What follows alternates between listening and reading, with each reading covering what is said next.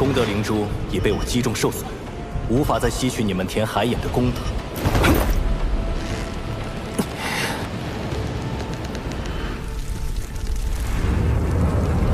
看来现在只剩下一个办法。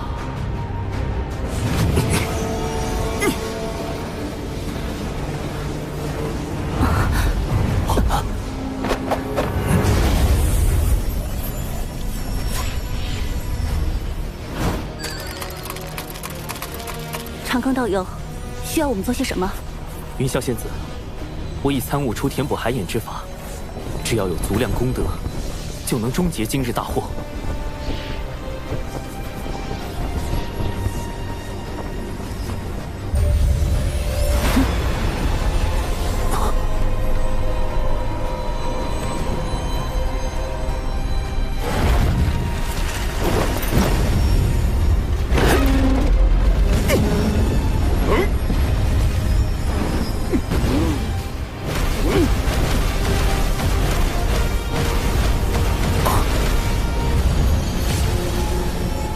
分守各海的三教道友，请速来东海，注入功德，即可平息海眼暴动。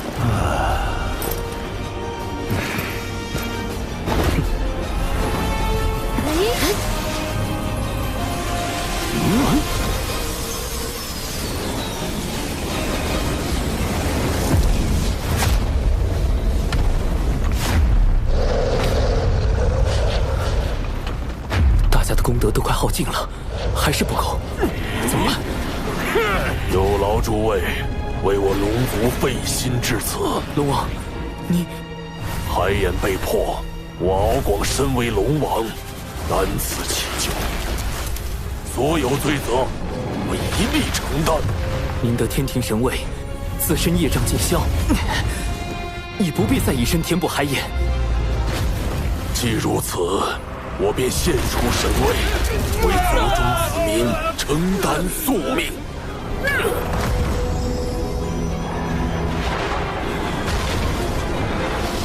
父王，我敖以愿替父献出神位，护佑东海龙族。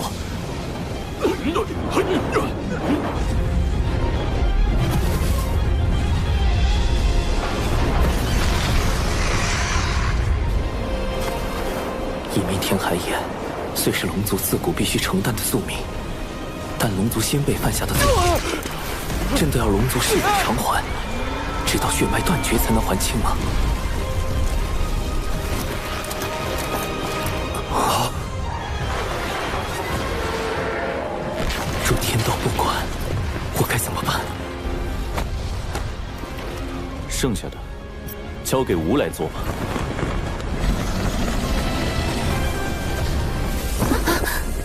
陛下，您功德今身已成，何不调天庭功德？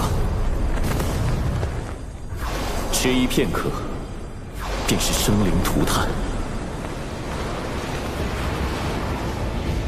吾昊天，既为玉帝，愿为苍生故。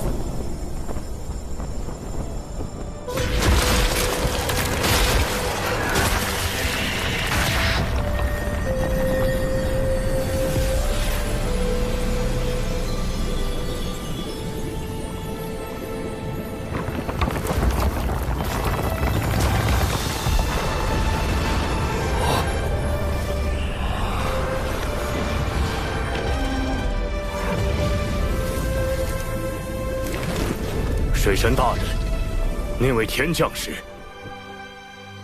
他，是玉帝陛下器重的一位将领，名为华傲天。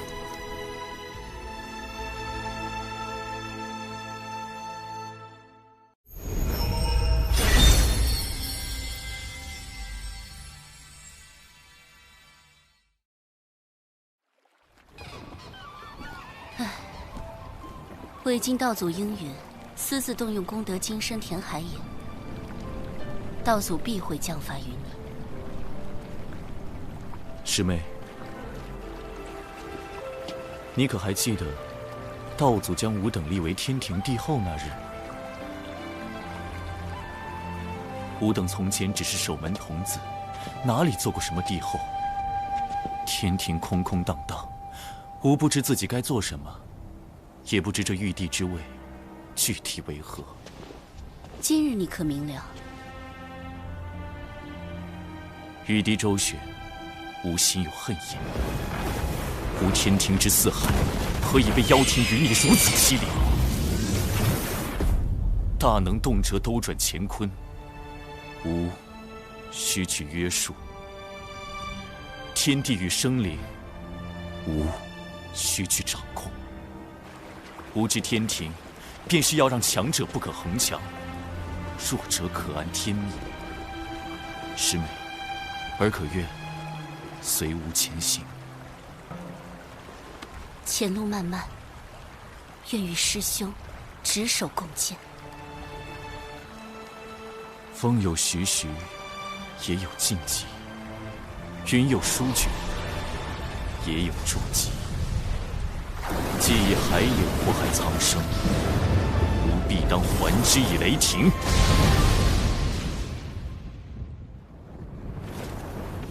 昊天，你为了收复龙族，还真是舍得下血本。太子殿下息怒，海眼虽被平息，但龙族死伤惨重，天庭亦有折损。此举仍是我们技高一筹。只是那人已逃至血海，不知是否还会生变。哼，是金蝉觊觎海眼，招致玄都追杀。即使生变，与我妖庭何干？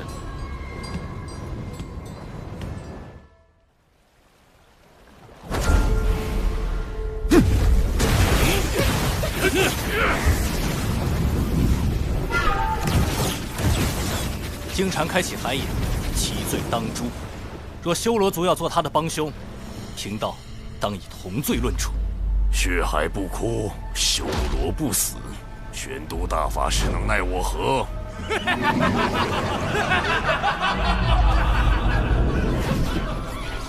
老师，弟子明白了，水火同归元，乾坤引焚逆。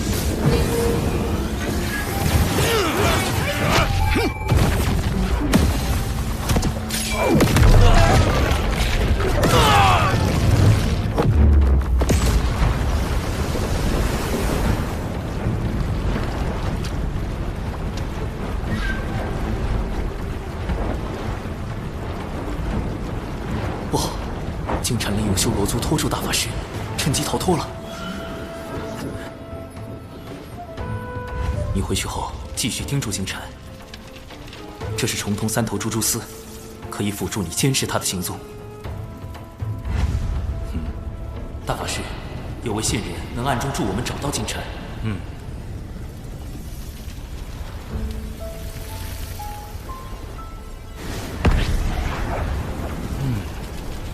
还真是线人。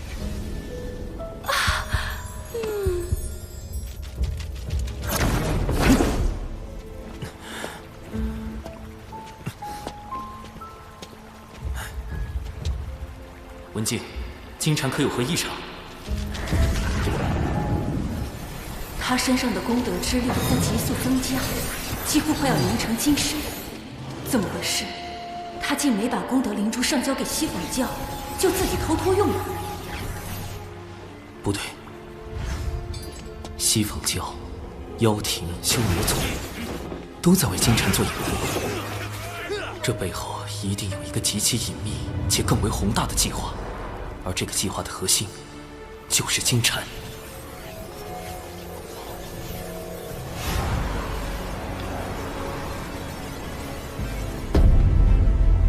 西海可有一位三太子？金蝉在找西海三太子，白龙马，加上他自己。西游，一旦金蝉修成金身，转世后的灵童便是取经人。西行之路一起，西坊教大兴必成定局。麻烦啦！我填在东海的定海神针，不就是大圣未来的金箍棒吗？怎么封神大劫还没开始，西游就要登场了？难道西坊教要提前大兴？道门要提前出局？哎，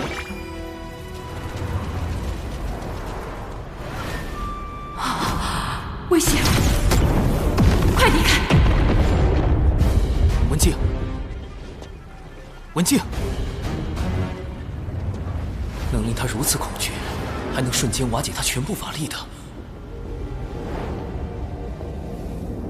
灵山。金蝉逃去了西坊二圣的道场。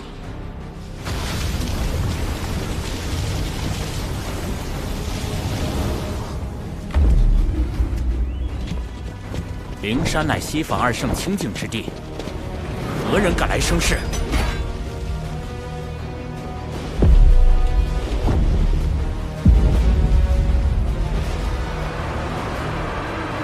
金蝉用元图剑开启东海海影，玄都大法师祸害无数生灵，何该由贫道斩灭？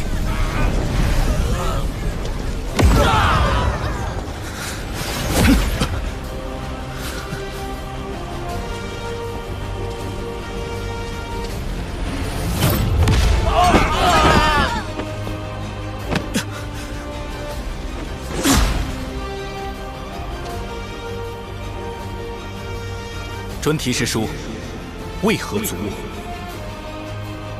一叶障目，七宝妙术。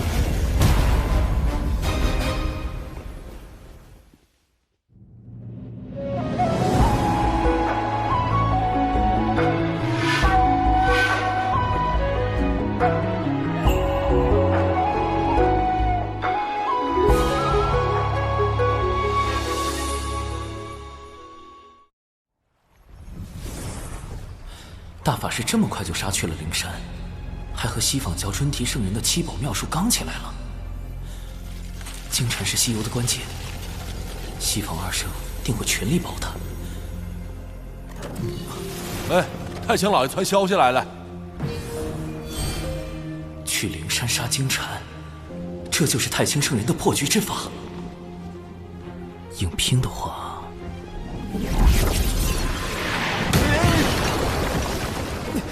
太清圣人息怒，弟子刚修成金仙，金蝉却已是大罗，况且他还有元图剑，背后还有西坊教2位圣人。我一个小小金仙，如何当着2个圣人的面杀一个大罗？别说帮到大法师，起码不能给大法师拖后腿啊！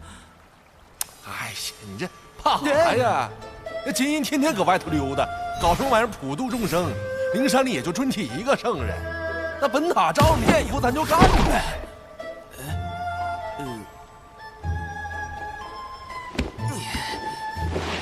截图，好深邃的道语，这是？瞧真亮了啊！这是咱太清老爷的开天自宝太极图。图老大可是盘古开天神符的符柄所化，能令地、水、火、风演化万象。图老大最呢，图老大最呢道，图老大最强，图老大牛逼！走，咱去削了那尊体那小混哉，给小玄子出气。啊，用老子等到了，向下强调。10万火急，开启摇人模式。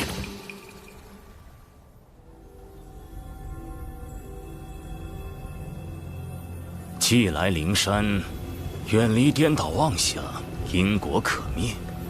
玄都师旨，离开吧。若弟子拒绝呢？如此，吾便只有带太清师兄度化师侄一番了。圣人亲自出手，玄都，纵使你道境高深又如何？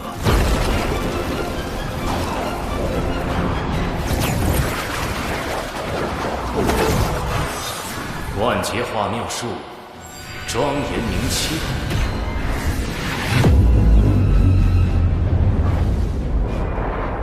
一度你，目不识恶物。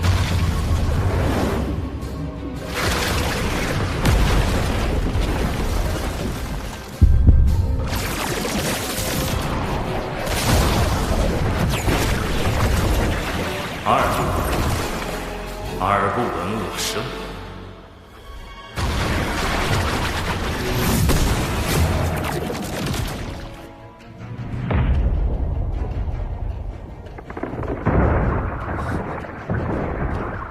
他想封闭我的五感。九灵玄，三度，口不言恶。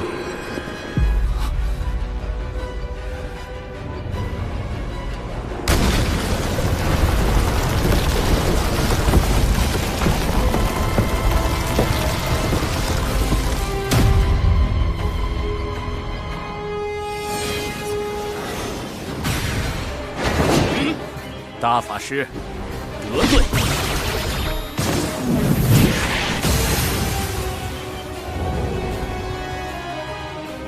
玄都师旨，静心明真知。一臂万戟，剑气清平。是截教通天教主的清平剑。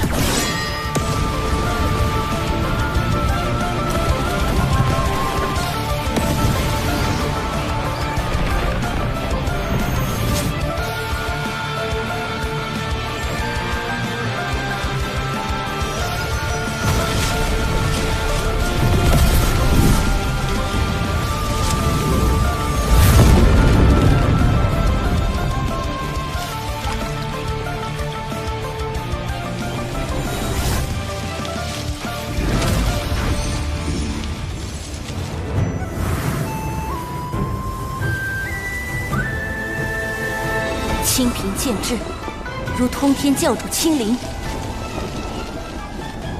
大法师身处险境，还望诸位出手相助。若与师尊赐下的清平剑相拼，或可助玄都师兄进山一战。西方教将凶手藏在了山里，还敢对玄都师兄动手？赵凤鸣绝不答应！不向灵山讨回公道，我对不住死去的东海龙族。截教敖乙，哪怕血溅于此，也必要替龙族报仇雪恨。此时不出手，更待何时？多宝师兄，你我阐结两教，放下过往芥蒂，如何？截教多宝，亲完。金光，是人玄都师兄。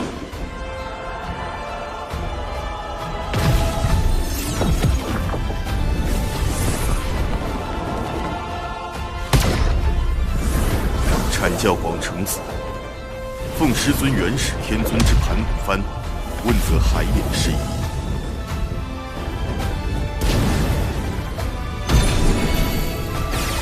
人教渡恶，率人教弟子助阵我教玄都大师兄。小叔叔传信说大法师摊上事儿了，大家跟着我一起上。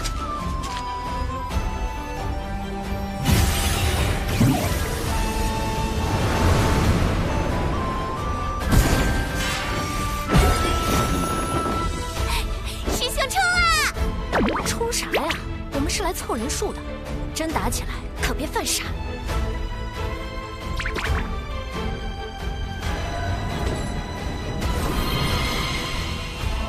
摇来的人越多，事情闹得越大，胜率越高。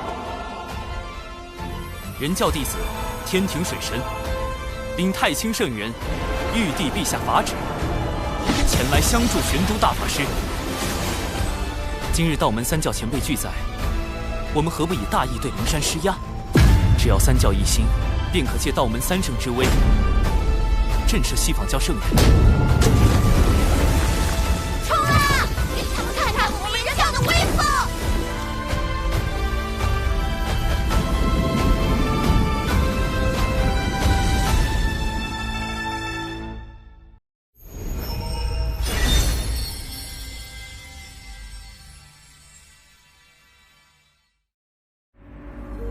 人阐结三教弟子居然都来了。历来劫难，道门三位师兄皆做壁上观，而今观获西方大兴，他们倒是坐不住了。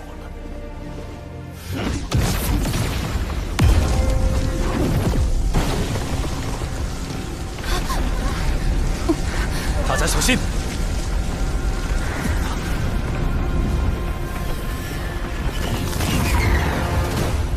二教主，尊提圣人的法相。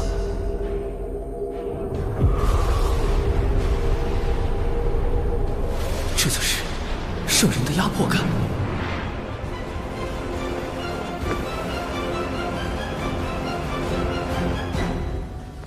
二教主，道门欺人太甚，选都大法师闯我灵山在先，三教弟子大张旗鼓来犯在后。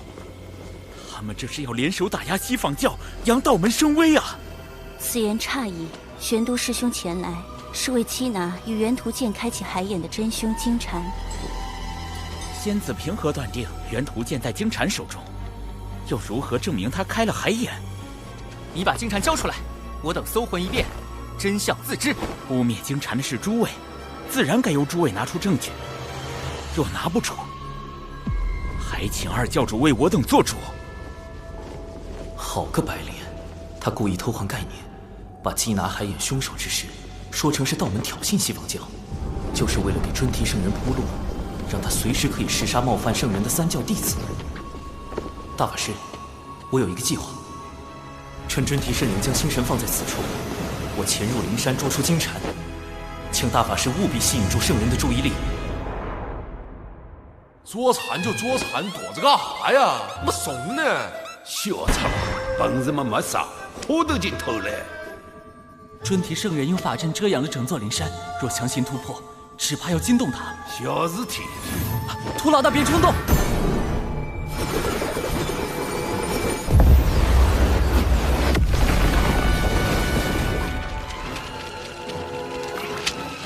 太极图的气息。大法师，快掩护我！尊提师叔，我向老师借来一缕太极图微鸟，可推演出此间真相。究竟是师叔的记名弟子金蝉蓄意谋划海眼劫难，还是我等执意冒犯圣人威严？在吾面前，你当场推算，若算不出来，污蔑金蝉、冒犯灵山的罪名，你一人承担。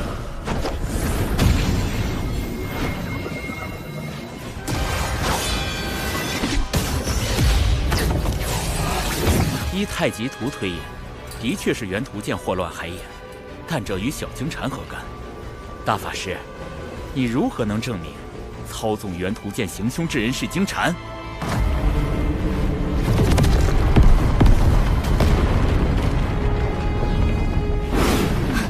尊提圣人，这是要下杀手！救救师叔，咱们不是来凑人数的吗？谁要动手啊？待会儿看我手势行动。小兽兽咬我过来，他自己躲哪去了？气死人！纸人军团入山寻蝉，快！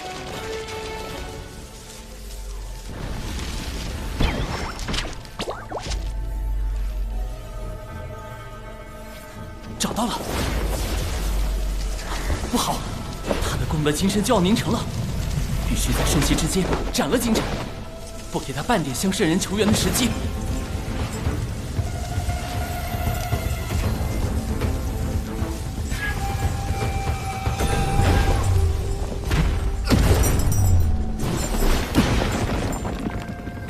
你是何人？我乃玄都小法师，奉太清圣人之命来杀你。人教太清圣人的开天至宝太极图，太清何时有多少位弟子？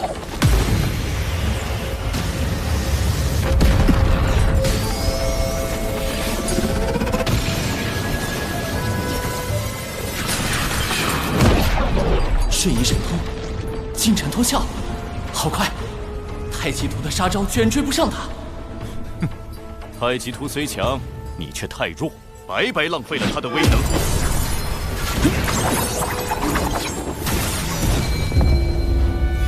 一气辟乾坤，混元小世界。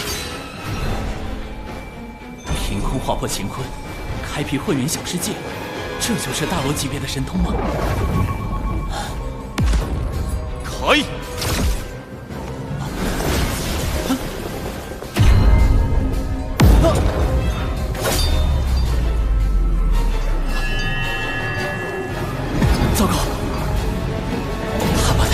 隔绝在混元小世界之外，只能靠自己了。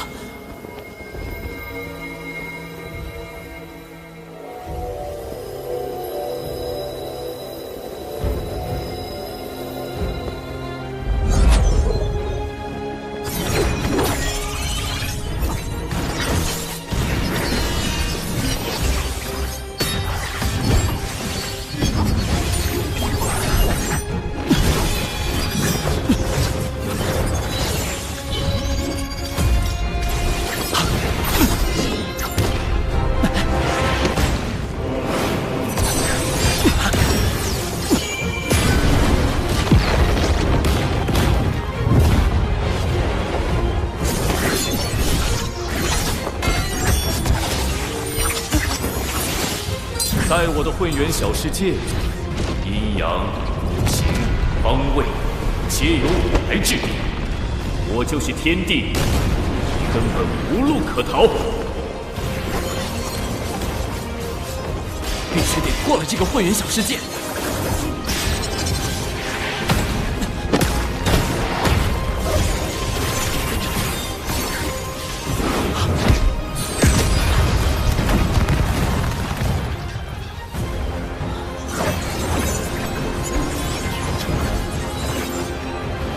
小法师，你的死期到了。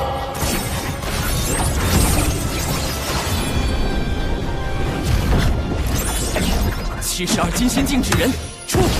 这些纸人，不对，你不是小法师，你是水神。纸人1队顺时针方向运动，纸人2队逆时针方向运动。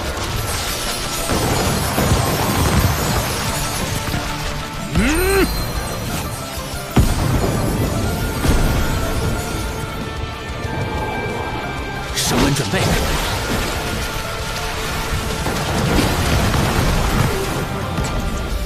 提速，提到光速。瞄准，撞击。这是什么？分明是纸人对撞，却能在瞬间产生出堪比太阳星的能量。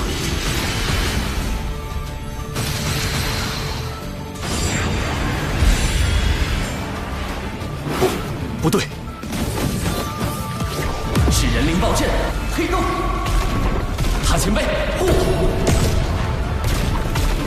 太阳星在坍塌、爆炸。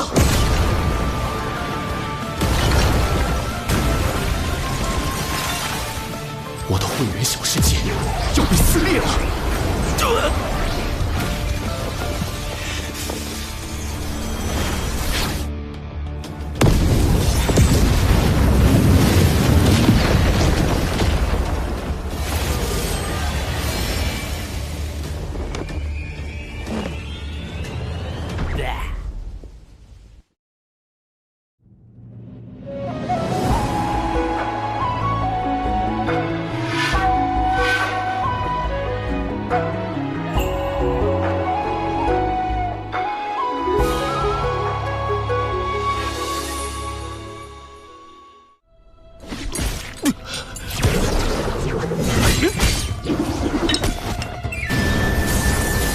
他受伤后，速度变慢了。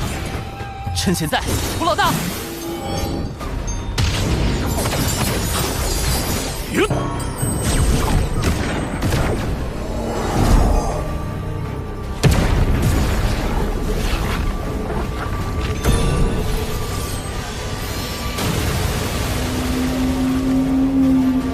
两仪分日月，太极归无极。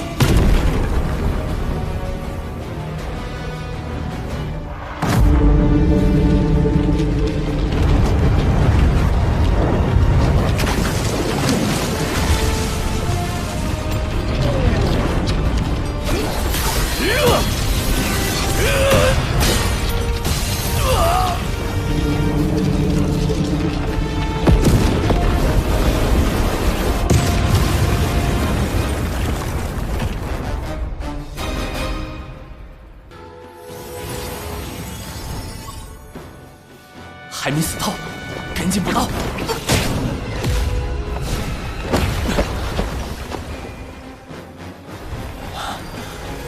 连七宝妙术都到了，也就是说，准提圣人来了。妄造杀孽，扰我灵山清净地，你好大的胆子！玄黄塔，太极图。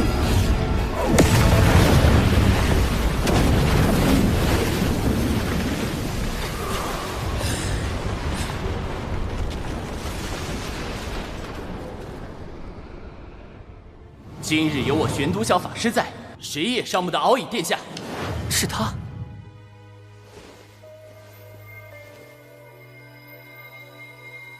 专题师叔，元图剑残片在此，足以证明金蝉就是操控元图剑引发海眼之乱的罪魁祸首。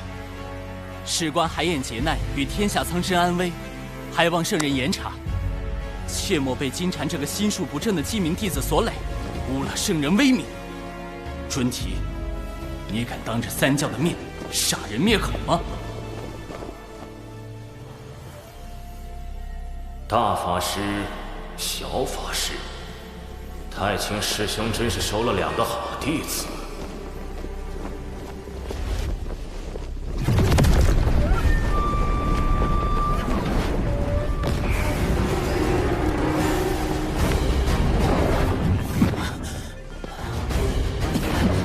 我们被圣人的力量逐出了灵山。既是猎徒生事，我自当施以惩戒，让他为我西坊教大兴献出法身。今日之因果，随着猎徒消逝，一并了断。圣人的力量好恐怖！那位玄都小法师真厉害。竟敢打进灵山，落圣人面皮。倒是不知他和玄都师兄有何渊源。此生子，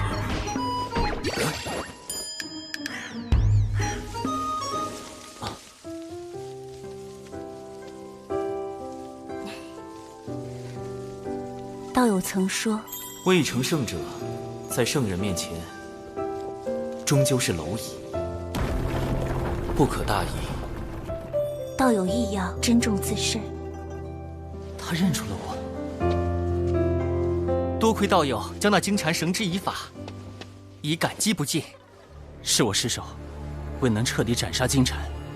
圣人神通高深莫测，绝非凭借至宝就可战胜。况且，你已然将金蝉打回原形，击进深陨道消，他即便恢复元气，也要上万年。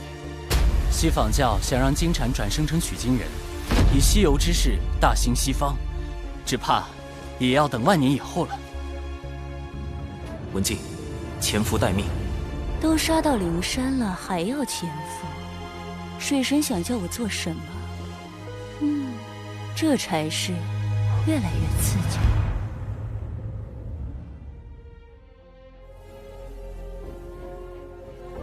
哪怕有功德保持温养，也没有丝毫生气。萧金蝉彻底废了，道门这是要毁了我西坊教大兴的机缘。如今道门已至巅峰，往后必是由盛而衰。见证这般强大的道门渐渐淹没于洪荒的尘埃中，岂非幸事？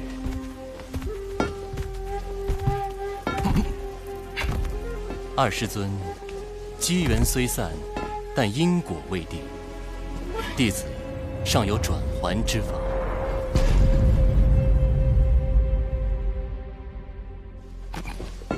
谛听，谛听，聆听万物心意。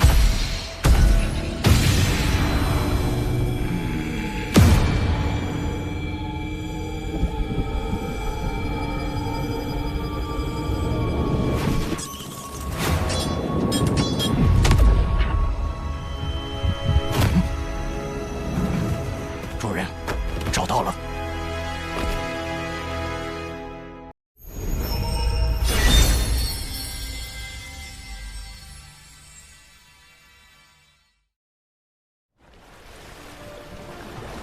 灵山一战虽未能斩杀金蝉，但亦震慑了西方。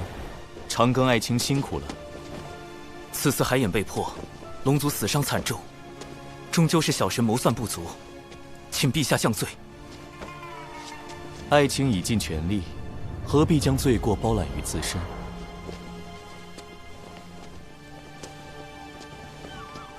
若要论罪，此战罪在妖庭余孽祸乱生民，罪在西坊教仗势欺龙，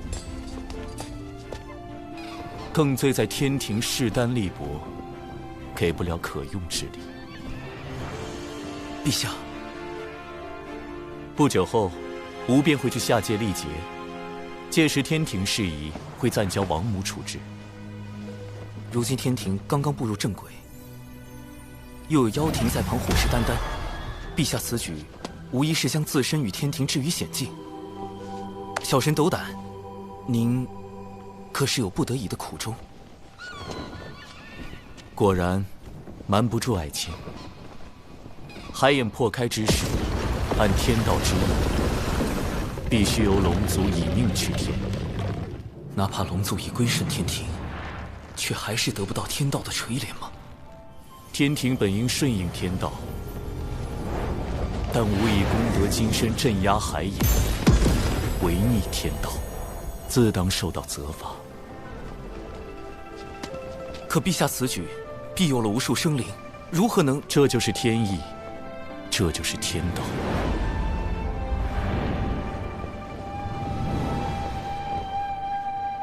连玉帝都无法撼动天道吗？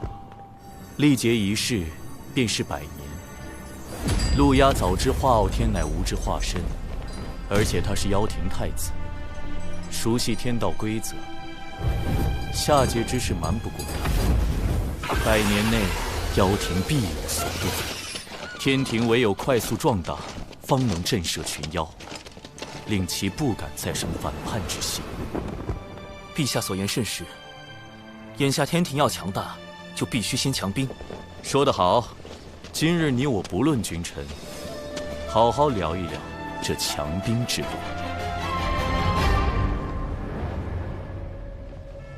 昊天私自动用功德金身填补海眼，必会被罚去下界。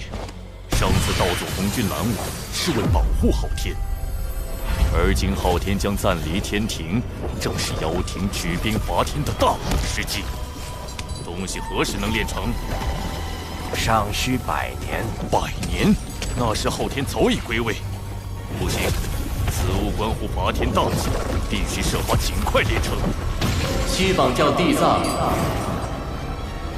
前来拜会陆压太子。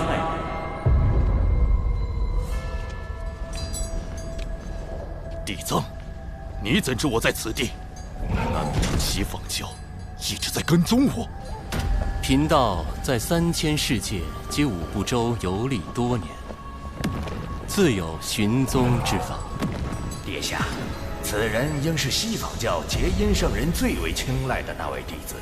据说他为感悟天地、亲近众生，遂踏遍3000世界，游访5大部洲，最终开悟明道，修得无垢道心。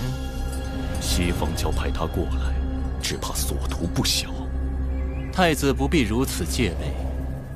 贫道此来是为接替金蝉师弟与妖庭商谈合作事宜。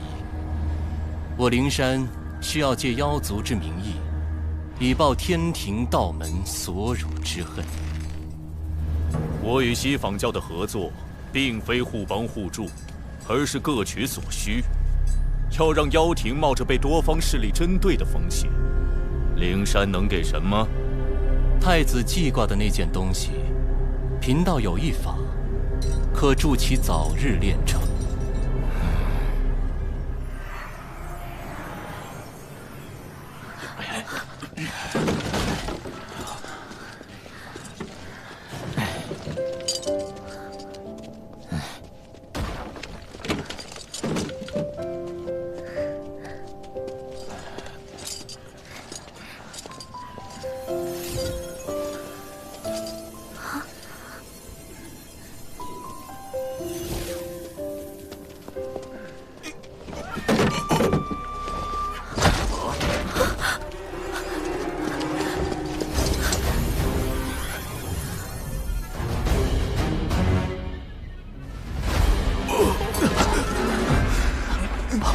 数千名巫悄没声的就死了，还啥都没查着。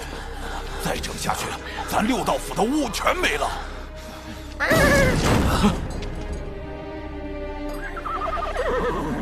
你是说找天庭水神？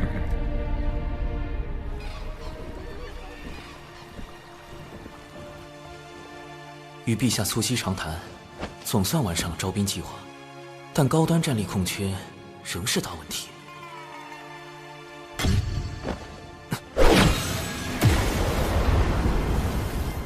咱来找长寿，也不好吓着他的同门。头套。乌牛乌马，他们找我干嘛？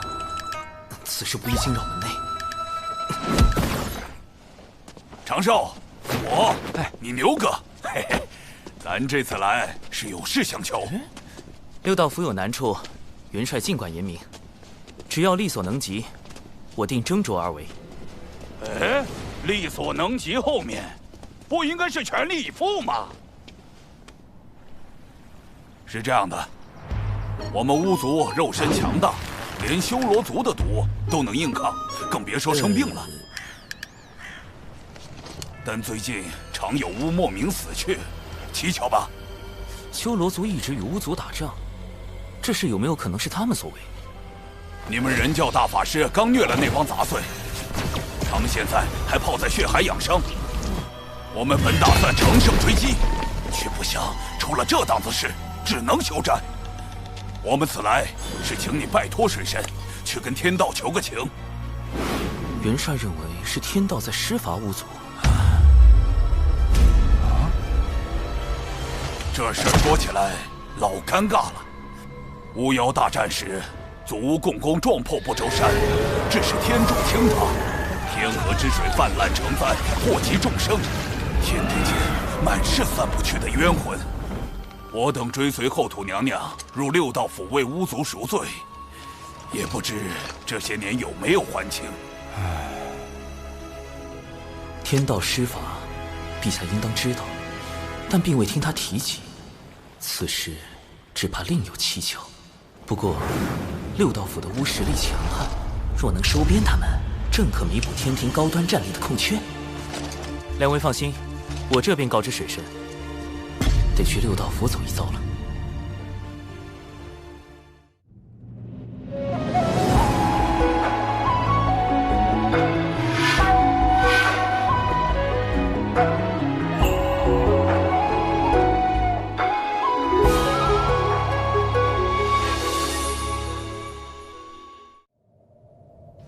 今日做兄弟，转生不必己。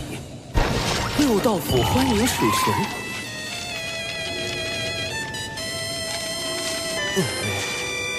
哈哈，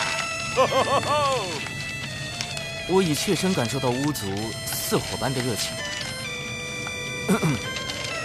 这个，我已请教过玉帝陛下，六道府之事并非天道降下的惩处。不过陛下对巫族颇为关注，命我彻查到底。这回妥了，判官大人从没夸过人，连夸您城府深沉，诡计多端。我说的是，水神足智多谋，动手前就胸有成竹。请。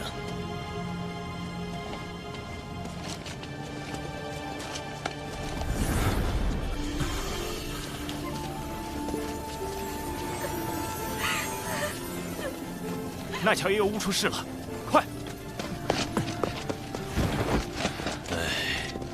如水神所见，这便是巫族现在的情况。看来，乌牛乌马先前都是强作幻想。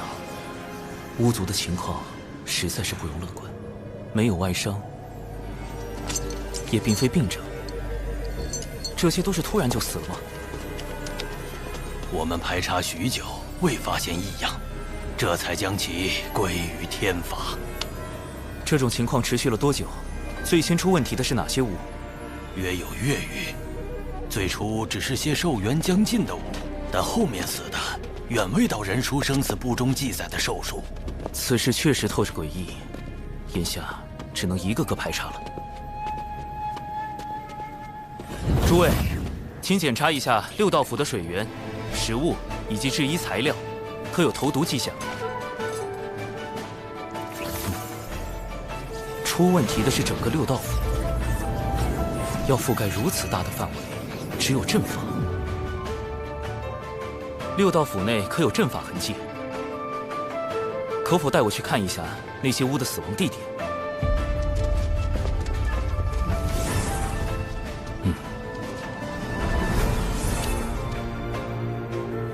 这些路线看着并无规律。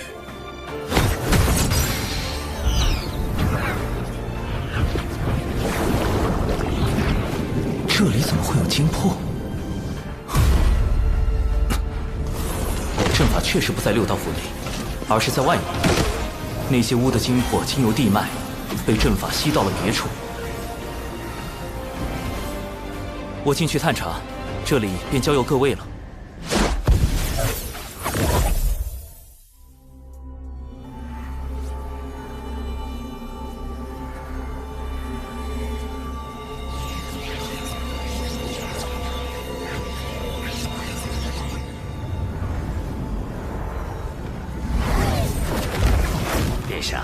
已遵照您的吩咐，在地脉设下诸多禁制，严防外敌闯入。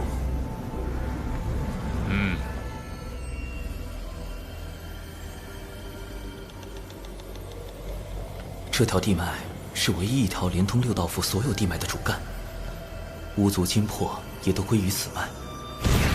沿着它搜寻，定能找到问题根源。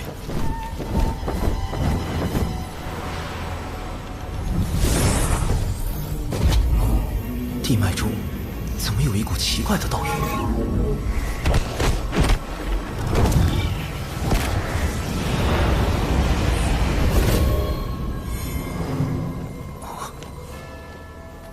这里被改动过，似是接续了一段新的地脉。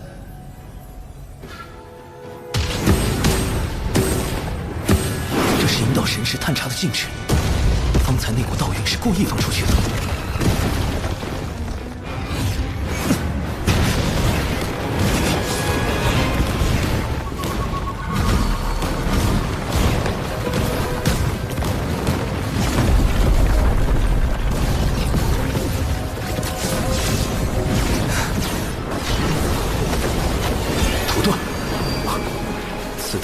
五行之力，用不了五行遁法。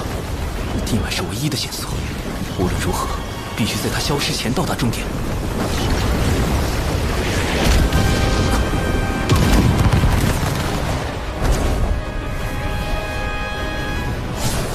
竟又接续了这么多地脉，如此大的工程量，足以证明此事非同小可。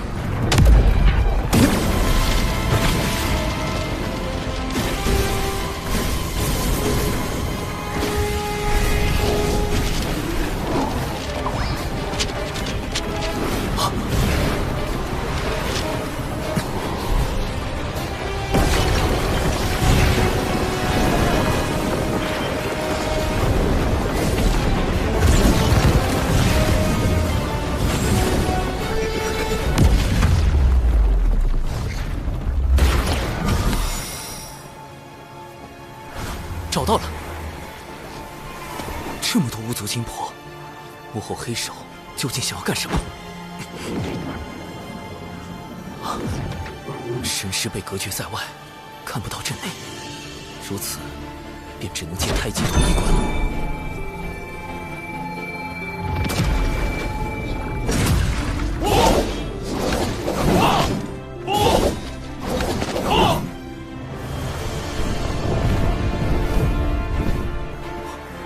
这是陆压的地盘，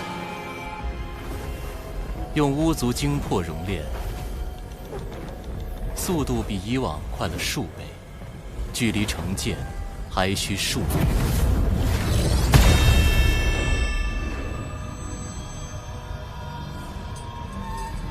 有噬天剑在手，便可无惧天道之力，破开天庭各大天门，杀入凌霄宝殿。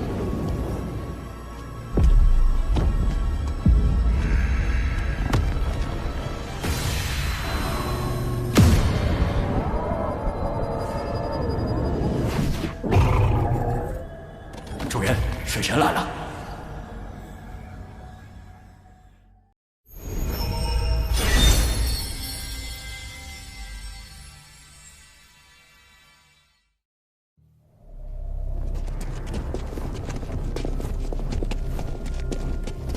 陆压在此处搜集了大量巫族精魄，还派这么多妖兵镇守，到底在谋划什么？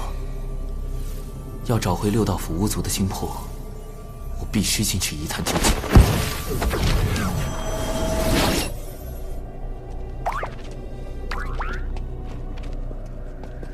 殿下来讯，谨防有人擅闯大阵，都给我警醒点儿。是。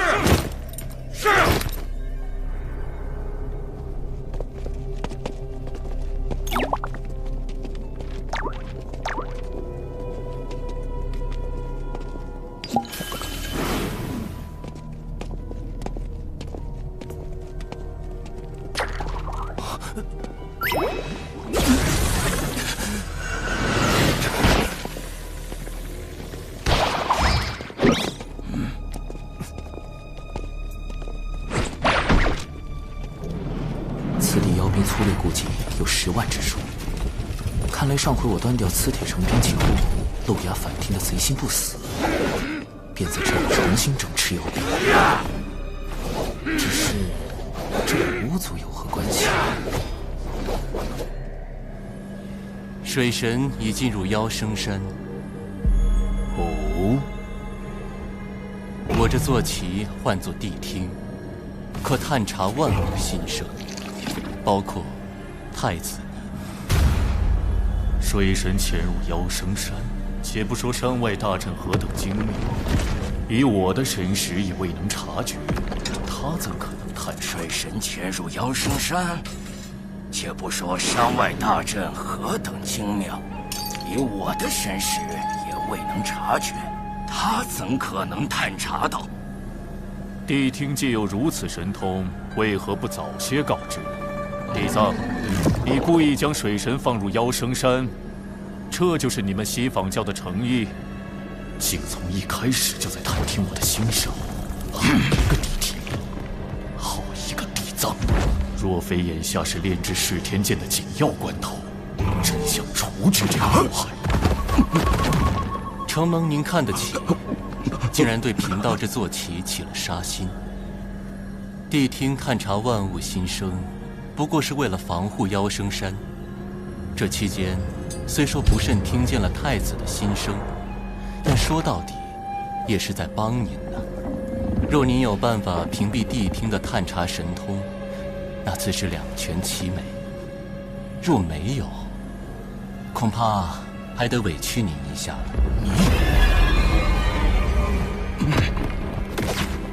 主人，太子，水神已到祭坛外。殿下，我等特来回禀巡查情况。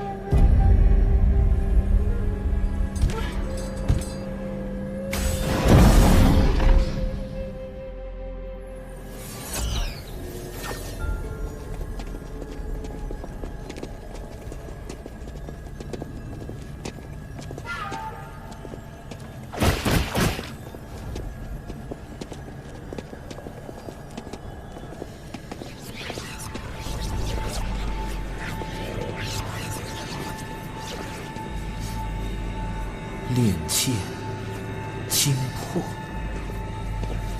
这里是个祭坛。陆牙通过地脉吸收了大量巫族精魄，并将其献祭，用以炼制这把充满阴煞之气的凶剑。他为什么要炼这把剑？难道是为了对付天庭？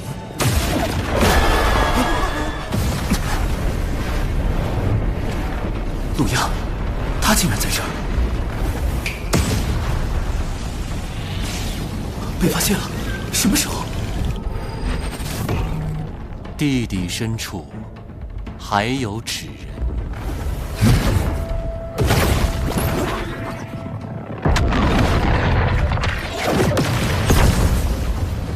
不好！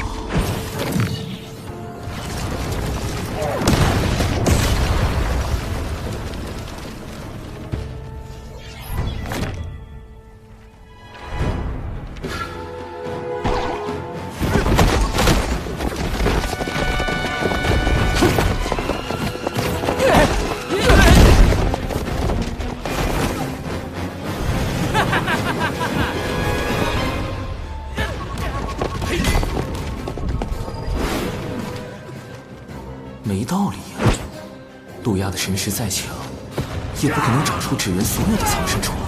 他怎么使？神识搜捕、视觉洞穿，还是听觉探查？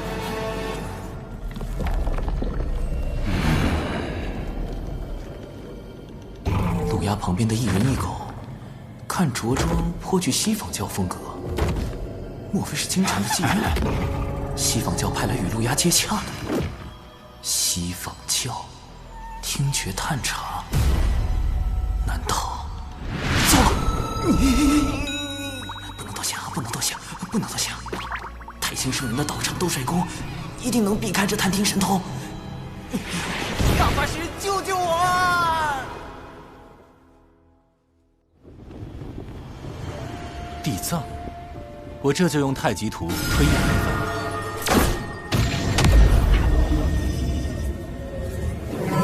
此人是西房二社最为看重的弟子，如今已迈入准圣境，刚从外游历归来。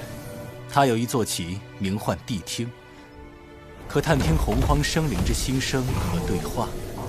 果然是他们！一想到西方教有善探听者，我便立时想到谛听。此兽的探听神通极其厉害，《西游记》中他就曾凭此神通辨别真假猴王，也难怪我的纸人尽数暴露了。大法师，谛听的探听神通可有办法应对？他头上的那只角，应是其施展神通的关键。角？难道是类似于信号发射器一类的东西？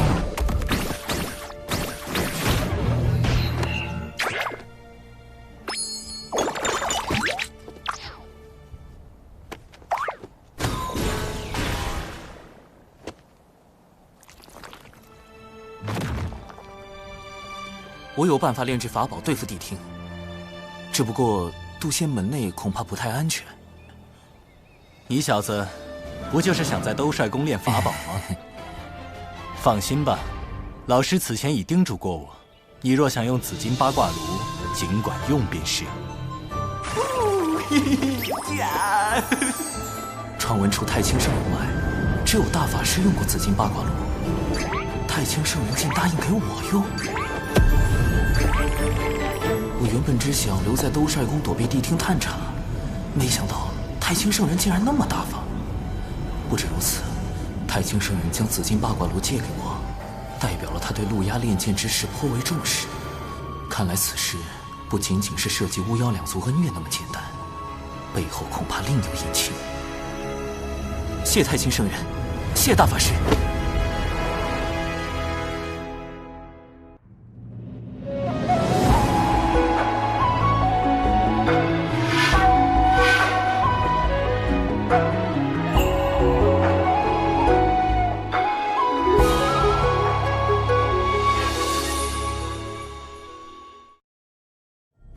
竟然跑去了兜帅宫！太子殿下，此事若惊动太清圣人，洪荒诸事瞒不过圣人。之所以未及时出手，或是心中另有计较，或是不便亲自出手。水神既然求诸兜帅宫，太清圣人必会提供不小的帮助。终究并非圣人直接出手，也许这便是可乘之机。太子放心，贫道还有一计，可助太子加速炼制噬天剑。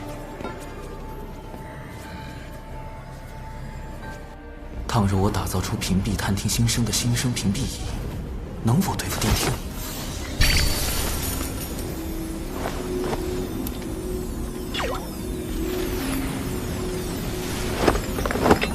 师兄，不好了！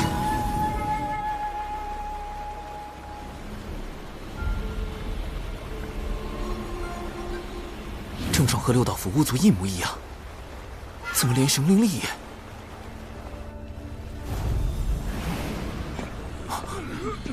熊寨怎么也出事了？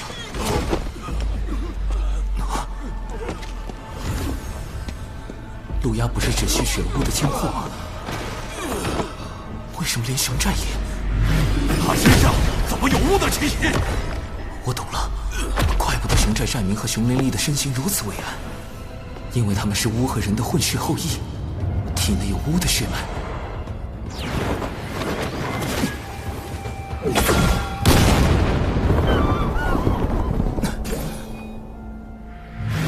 斗帅宫中异草林木，尽都内源无穷。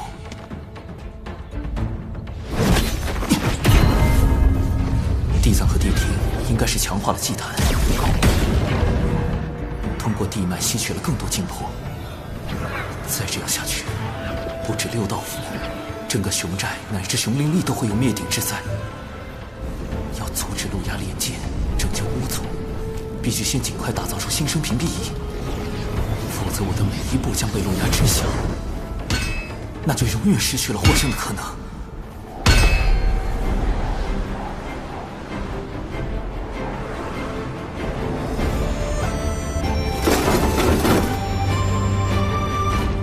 成功了！新生屏蔽仪能够阻止别人探听的法宝。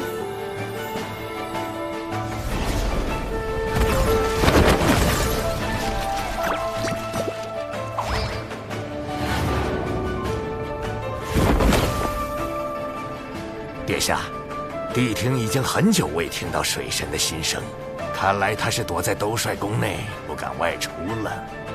哼，谅他也不敢轻举妄动。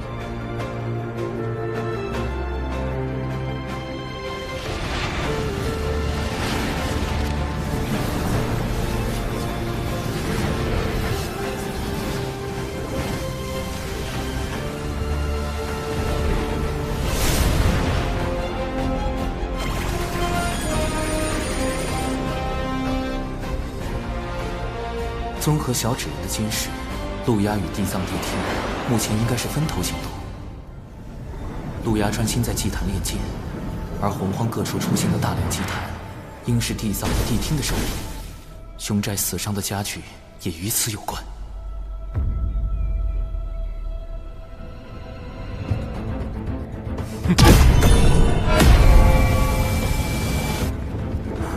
眼下重点仍然是阻止陆压炼剑。陆压现在半步不离祭坛，我不可能在他眼皮子底下动手脚。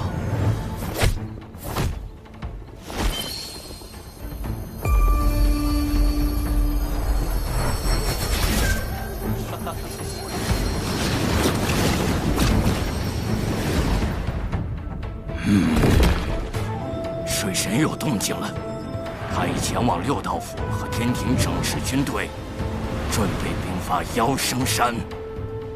传音给陆压，妖族陆压竟用我巫族金魄炼制凶剑，以头歹毒。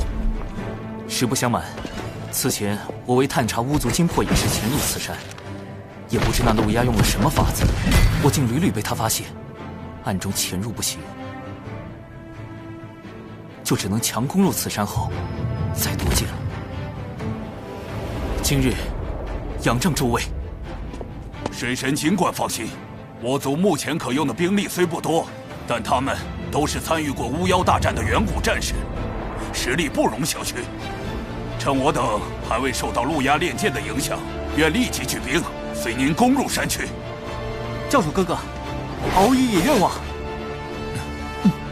水神大人，殿中也愿听令。好，今夜子时攻山。是。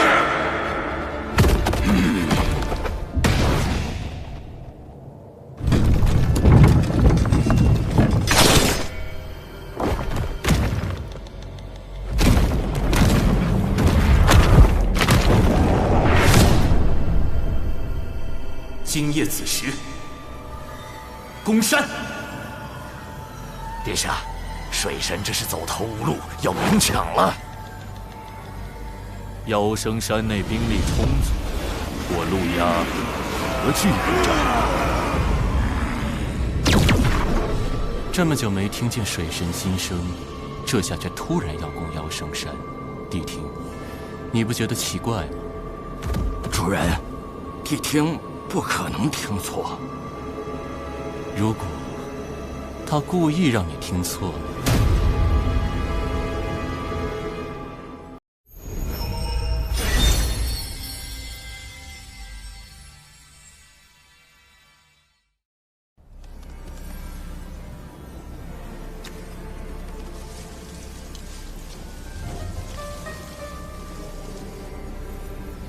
公山在即，这大阵却是个麻烦。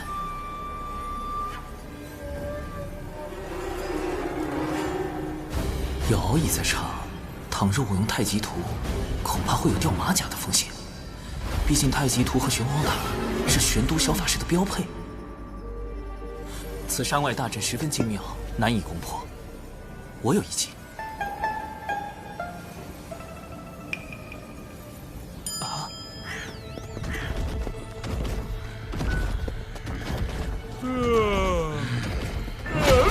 大家都打起精神来，马上就要回山了，不能懈怠。什么人？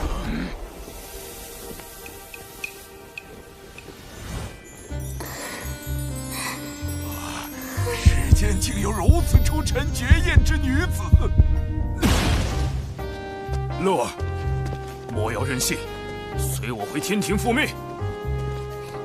我的姻缘，我自己做主，我才不回去。这可由不得你。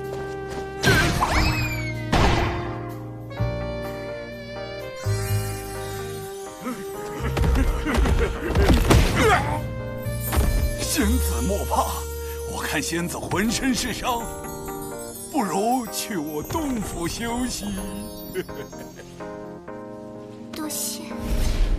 哼，敖义兄，记住，现在我们是兄妹，你叫柯乐儿，我是你的哥哥，名叫……得取个姓柯的名字，最好能响亮点儿。柯什么呢？柯有了，江南七怪之首。我叫柯震恶。届时我与你配合，以4级接近妖兵。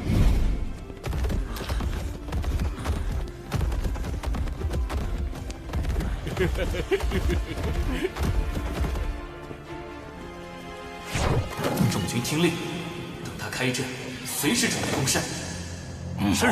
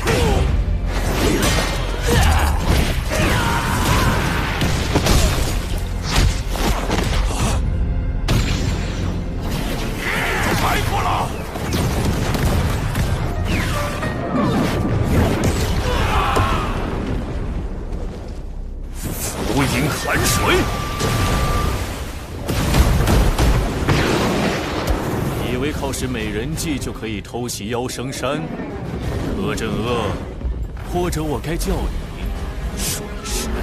教主哥哥，他是怎么知道我们计划的？主人，御史前说进攻妖生山是水神故意误导我的，可是妖生山现在真的打起来了。他不可能毫无准备来攻山，只怕其中还有别的手段。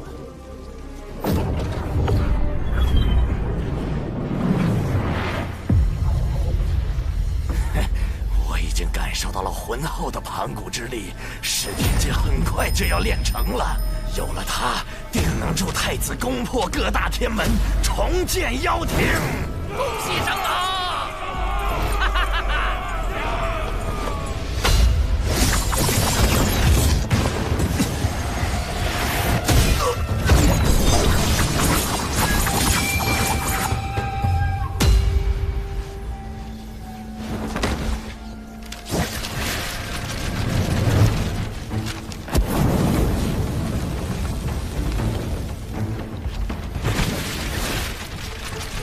巫族乃盘古尸身所化，路牙通过性疾巫族精魄炼噬天境，是想借盘古之力对抗由天道之力所庇佑的各大天门。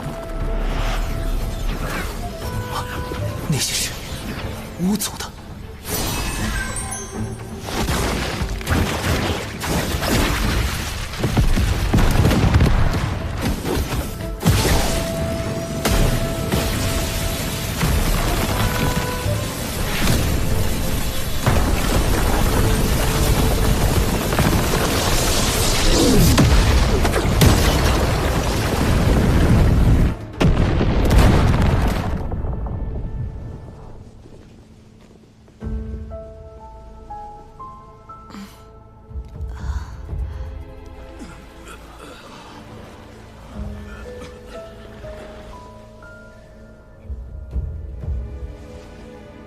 谛听很快就会察觉此处的异样，我必须抓紧时间。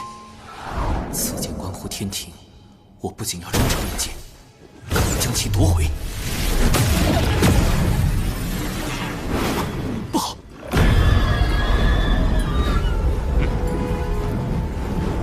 大前辈救我！放心，他来了。哎呦我去！哎呀，这斩仙飞刀明明是后天炼制的，这咋拿得怪疼呢？哎呀！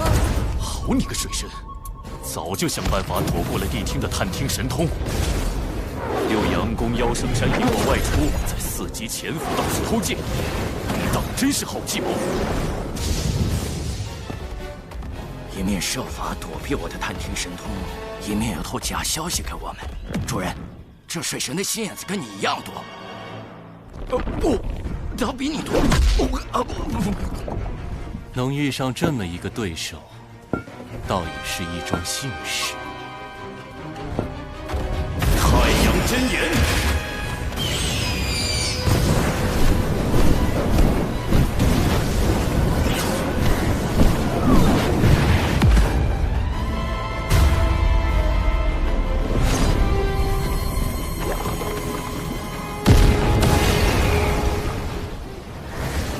太子，您先设法夺回噬天剑，贫道在此处重建祭坛，等您会合。这个西方教，关键时候一点用都没有。主人，你是让陆压自求多福吗？妖庭与西方教并非互帮互助，而是各取所需。这可是陆压亲口说的。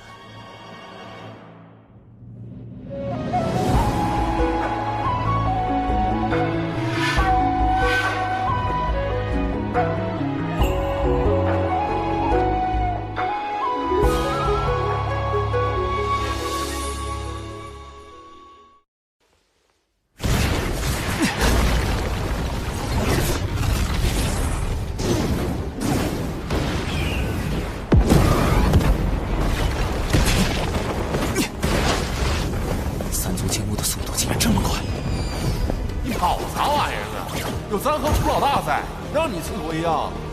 大前辈，眼下陆压正势在必得，情况危急，诸位立即带兵撤出妖神山。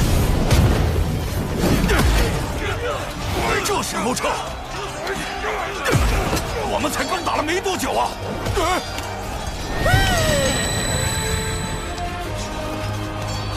众天兵听令，撤！要不要搭个云？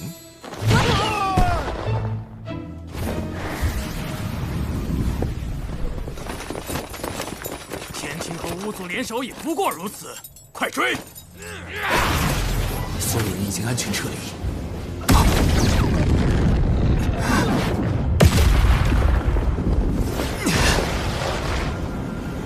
水神，你根本逃不掉。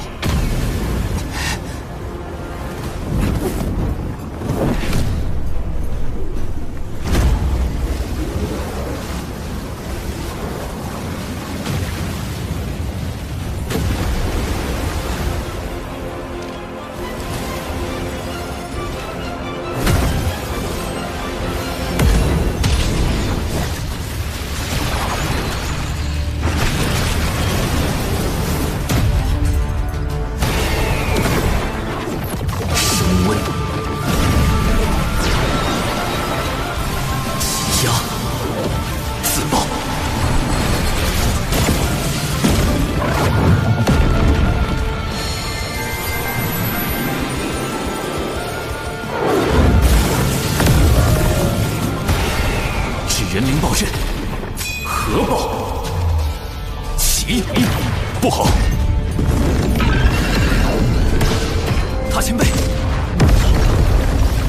太阳星，这人怎么能达到这种威力？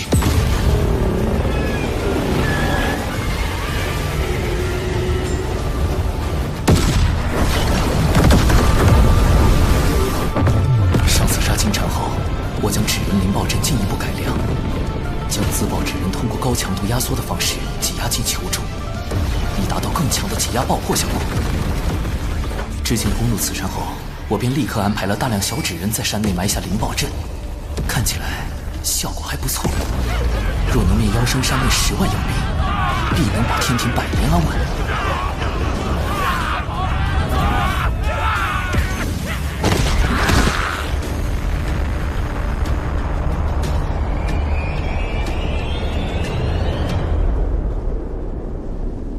总算。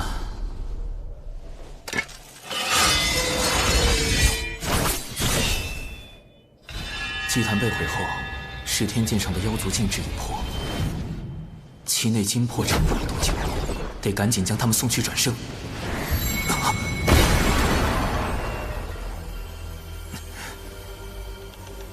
五行运生，聚灵合一。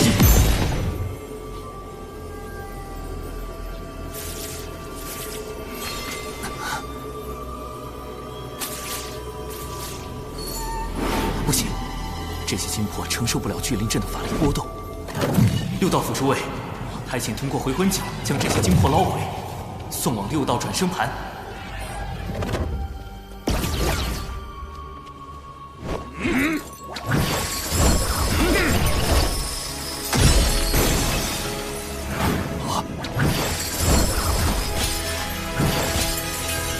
快停手！师神，这些金魄太虚弱了，聚魂所触之则散。怎么办？对了，还有酝酿金魄的丹药，还是不行。莫非这一次我要失信于巫族？不，一定有办法的。这些金魄太过脆弱，什么东西不会影响到他们？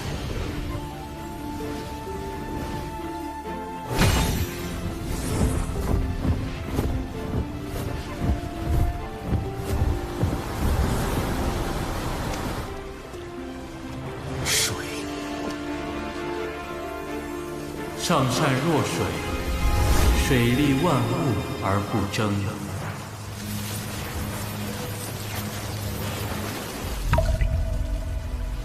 天下莫柔弱于水，而攻坚强者莫之能胜。弟子明白了，谢太清圣人传水德之道，虽无法离开水的庇护，但金魄未灭，尚有转生之机。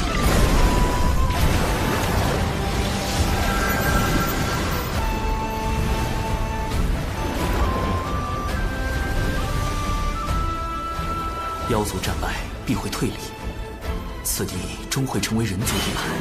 我再为你们加一道天道之力，应该能安稳不少。天庭水神长庚以神权宝器为证，订立此地规则。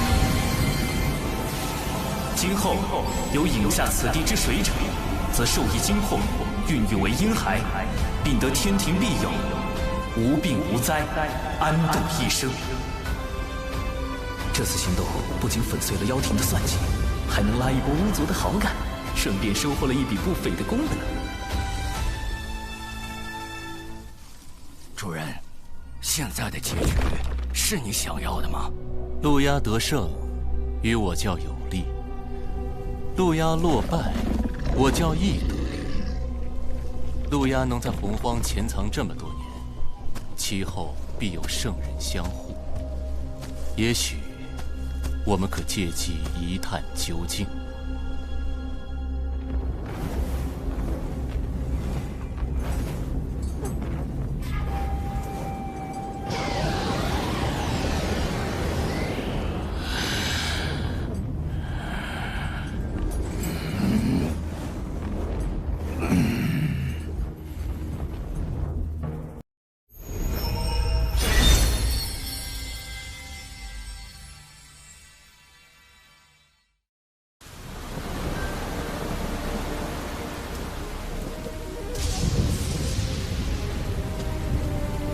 陆压太子，你既已离开圣母宫，私逃回五部洲，便是无意再受圣母娘娘庇护，如今又为何回来？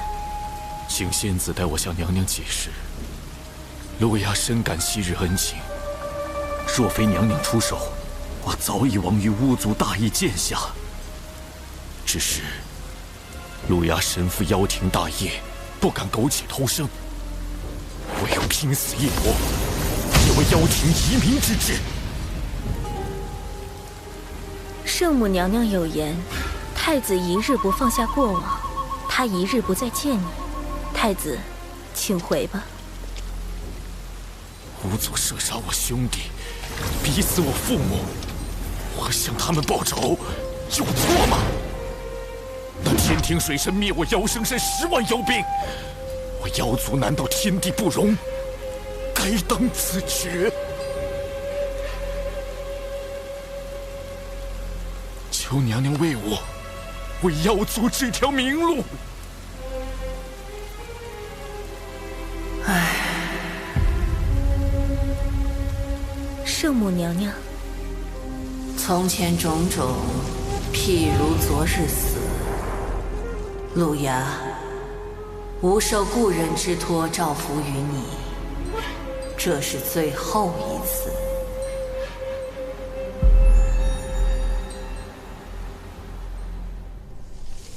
主人，路牙为何要用装可怜的手段？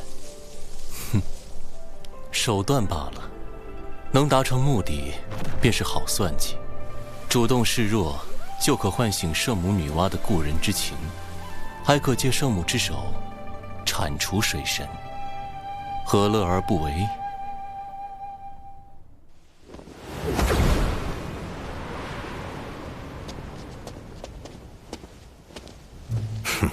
天庭重地，仙子止步。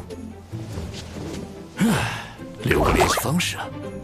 我乃圣母宫上仙，奉圣母女娲法旨，请水神过去商议妖生山之事。上仙，这边请。完了，圣母女娲可是出身妖族。大舅哥，水神刚在妖生山阴了妖族一棒，圣母不会是来找水神算账吧？得派人报个信。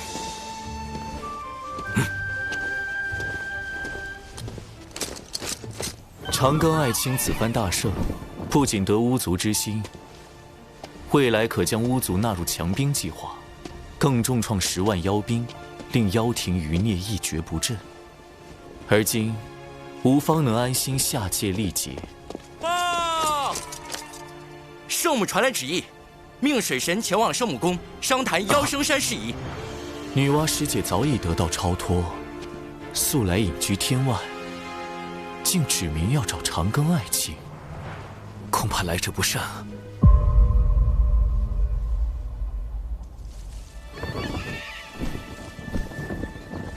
圣母要见的是你，你来找我作甚？弟子近来读史书时有些疑惑。史书中记载，巫妖大战时期，妖族常有屠戮人族之事。那时圣母该何其为难？一方是亲手造化的人族，一方又是自身本族。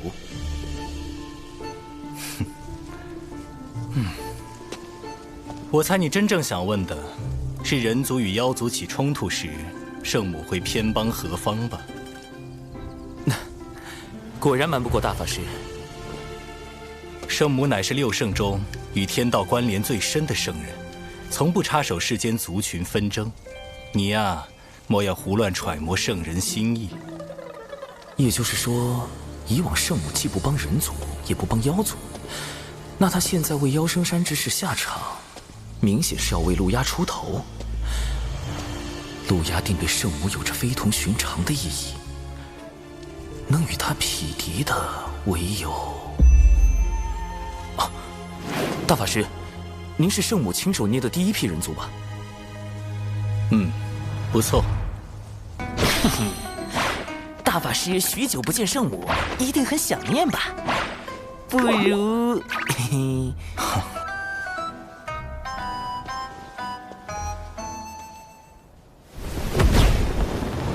玄都师兄当真对水神在意的紧呢，连圣母娘娘召见他，师兄也要亲自护送。我多年未曾去圣母宫中拜见，这次刚好有机会，便一同去了。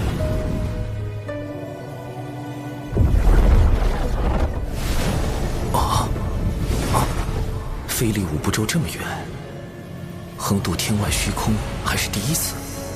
但即便跃出洪荒这片天元地方的乾坤，仍然能感受到浩瀚的天道之力，在维持着天外虚空的秩序。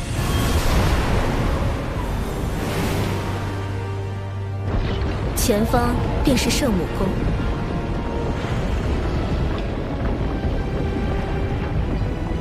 啊！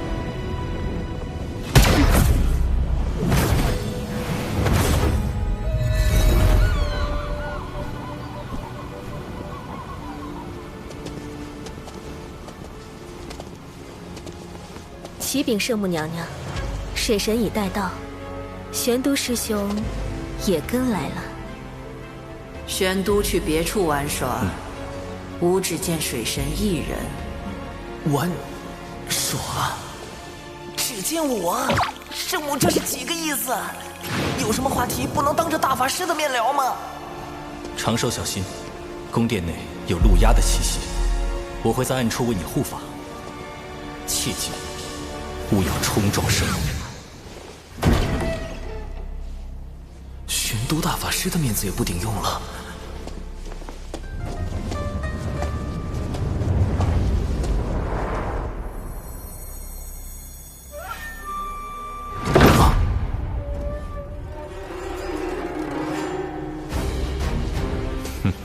圣母竟如此袒护陆压，难不成真的要在这圣母宫里对我下杀手？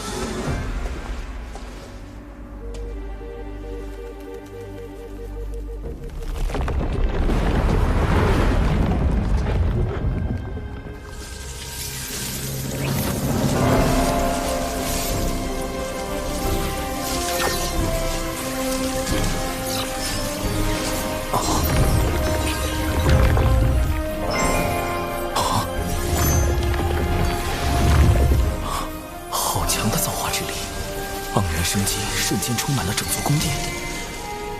这个女子就是圣母女娲。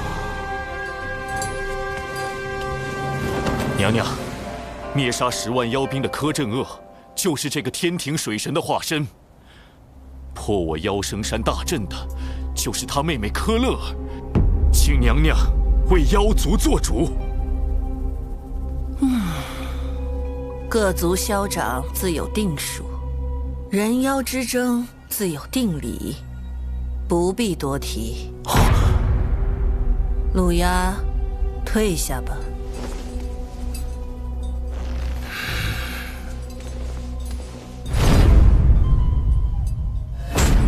圣母表面阻止陆压问罪天庭，但其实也在阻止天庭问罪陆压。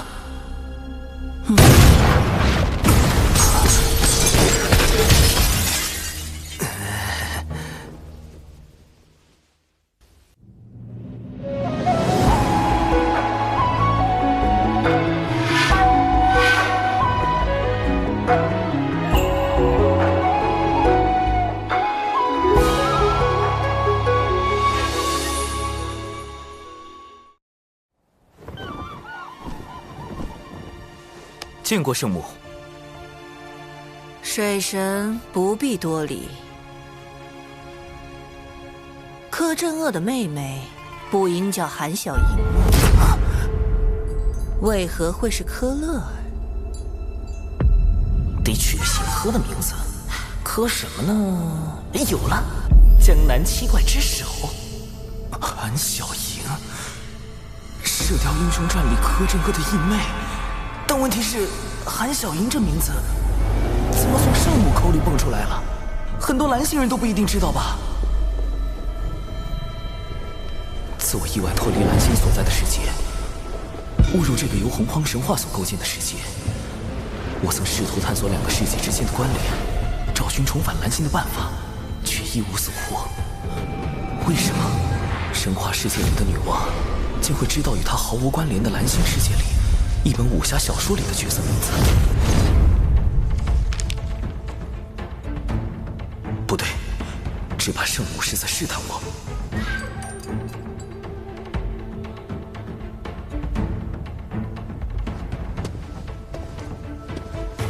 柯乐尔乃是敖乙将军给自己所取的化名，小神为与他配合，达成卧龙凤雏之计，故而取名柯镇恶，意为震慑恶煞。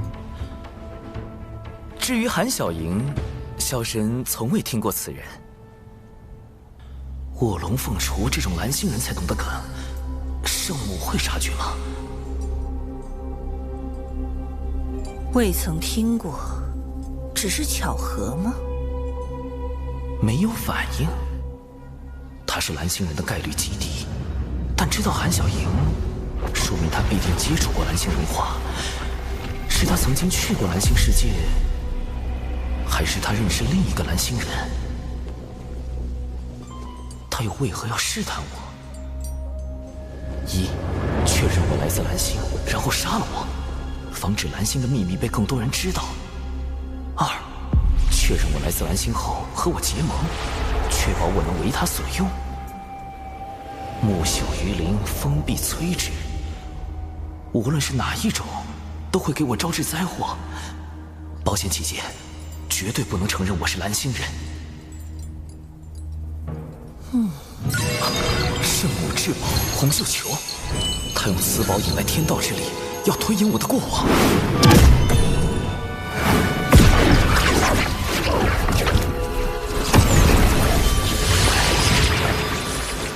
一股极其强大的威能，将太极图镇压。比六圣之首太星更强的，只有道祖了。老师，道祖也希望圣母查我吗？还是说，道祖也想确定我的身份？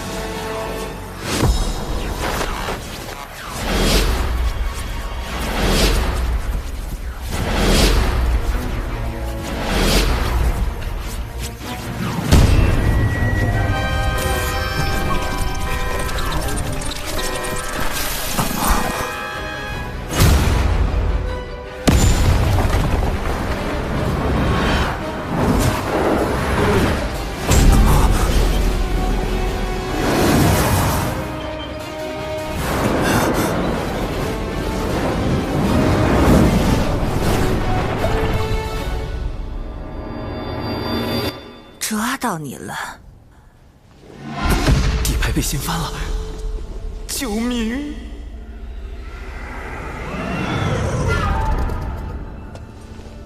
我不会为难你。你的经历虽然特殊，但能修成金仙，证明道祖与天道已经认可了你的存在。况且，无知故人也是如你这般的变数。圣母的故人和我一样来自蓝星，早在我之前就有蓝星前辈进入这个神话世界了。他会是谁？如今又去了何处？其他几位圣人也认识他吗？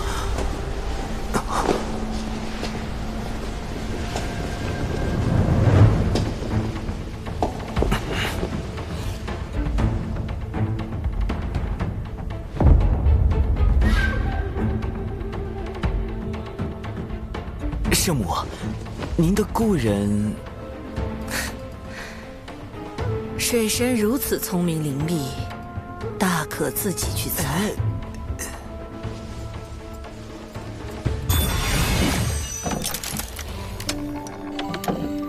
这是他指点我捏泥人时所唱的歌。可惜，你不是他。指点女娲去造人，那位蓝星前辈的行事这么浪漫，干脆叫他浪前辈算了。圣母找我，就是想印证我是不是浪前辈。连圣母也寻不到，莫非浪前辈已遇难，还是化成了其他模样在躲着圣母？浪前辈如此张扬，天道、道祖和圣人们都有可能知晓蓝星的事，或者浪前辈就藏在他们之中。我的蓝星身份可能早就暴露，甚至已经被利用。苍天呐，事情越来越复杂了。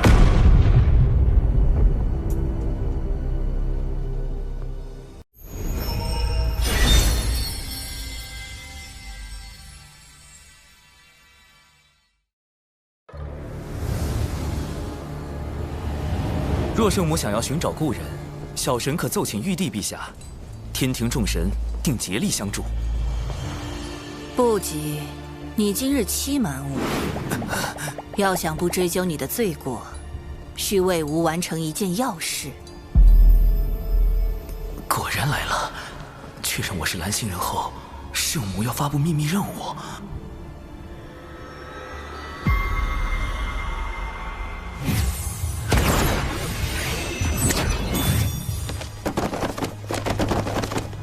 射雕英雄传、神雕侠侣、小李飞剑、明教教手山有奇，这不是漫画书《快乐水》？这些画册我已翻阅了数万年，可惜作画的故人不在，吾始终看不到结尾。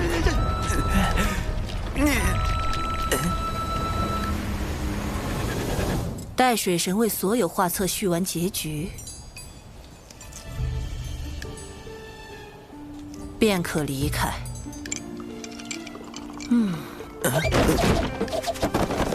冷前辈把宅文化也传给圣母了。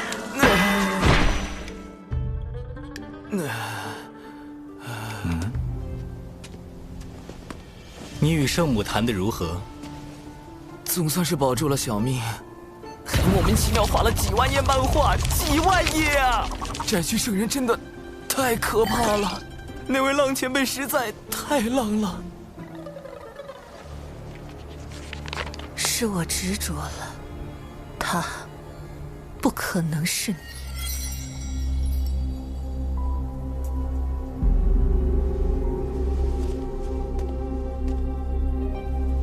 圣母是在拜师道祖后才造化出人族，那时与圣母密切交往的大能，有他的老师道祖红军和他的师兄道门三圣。那位故人，莫非就在这4位之中？道门三圣里，明面上最像浪前辈的就是太清圣人。他知晓未来文道人的反叛，知晓封神大劫乃至西游，而且他还将玄黄塔太极图放入我心神之中，既是保护，也是监视。恐怕他早已看破我是蓝星人。劫难将至，生机在天。难道他当初召我入兜率宫，就是想利用我的蓝星记忆来办事？至于圣母的老师道祖红军，他的确有资本指点圣母去造人，而且世间兴衰，各行其路。路亚，勿要强逆天命。路亚洗杀玉帝时，道祖虽出言劝阻，却未曾追究罪责，似有维护之意。道祖也希望圣母查我吗？还是说道祖也想确定我的身份？若道祖是浪前辈，他试探出我的身份后，为何迟迟没有后续行动？你的经历虽然特殊，但能修成金仙，证明道祖与天道已经认可了你的存在。若道祖不是浪前辈，他允许我这个蓝星人在洪荒行走，是源于对生灵的悲悯之心，还是另有目的？稳健起见，以不变应万变才是保命之道。眼下娘娘严令我不可再与天庭作对，既不能走明路，那便施以暗计。听殿下的意思，妖庭与我西坊教还有进一步合作的空间。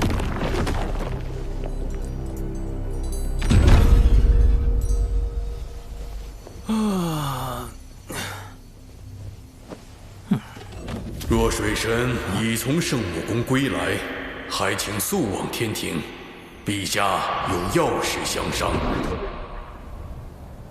长庚爱卿，此次女娲师姐召你前去圣母宫，可有为妖生山一事责怪于你？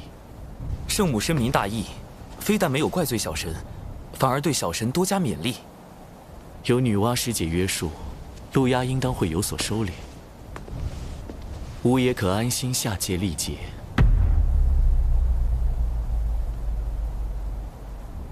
天庭不可无人坐镇，小神斗胆，敢问陛下打算如何安排天庭事宜？吾此番将以神魂下凡，天庭诸事交由王母决断。长庚与木工从旁辅佐，龙吉就跟随2位爱卿多多学习取经。吾还留下一件天道法器，若妖庭生乱，王母可权宜动用。稍后便由吾与水神、龙吉一道护送陛下神魂前往六道府。陛下此前已有收复六道府之意，吾也可趁此番契机为陛下探查六道府内详情。凌霄宝殿受天道之力庇佑，谛听无从探知此间之事。加之我已将新生屏蔽仪改造升级为范围项目，进入六道府后也能有所保障。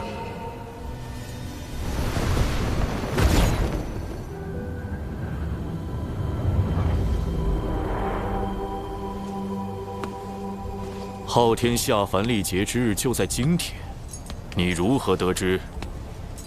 西坊教广结善缘，自然有得道仙人知恩图报。贫道深知妖生山一战中，殿下因贫道未能及时出手应对水神的灵爆大阵，而对贫道颇有微词，故贫道得此消息，特来将功补过。将功补过。众生由六道府牵绊，入转生盘转世，谁都不能例外。不若我们趁此机会，让玉帝折损于历劫，永世不得归位。你想打六道转生盘的主意？不错，只是转生盘为后土肉身所化，唯有血海那朵可凭业火之力焚杀万物的12品业火红莲之莲子能够对付。贫道不才，还请殿下出手。请我出手，还是又想诓骗我，为你西坊教做嫁衣？殿下这是何意？地藏，你真以为我没发现，妖生山祭坛上你暗中昧了什么吗？先私扣巫族魂魄，才设计六道转生盘。你们西坊教所图不小啊！殿下这话，贫道着实惶恐。不必装傻，既是将功补过，就该拿出点诚意来。莲子我可以给你，但这回我妖庭不会出一兵一卒。若你和你这只红毛狗再不能成事，别怪我翻脸无情。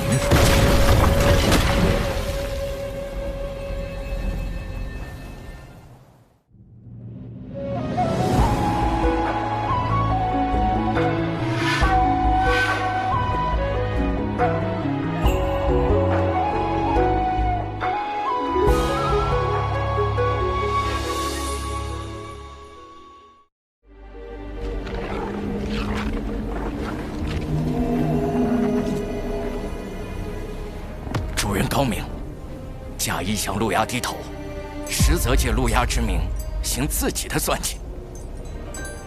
陆牙确实警惕，也有几分聪明，能觉察到我西方大计，但他绝不会想到，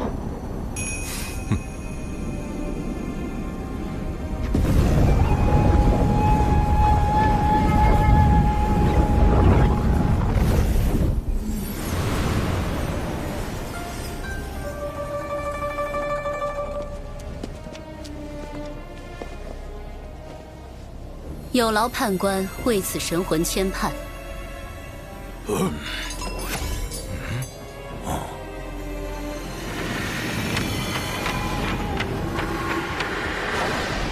这就是天地人三书中的人书生死簿。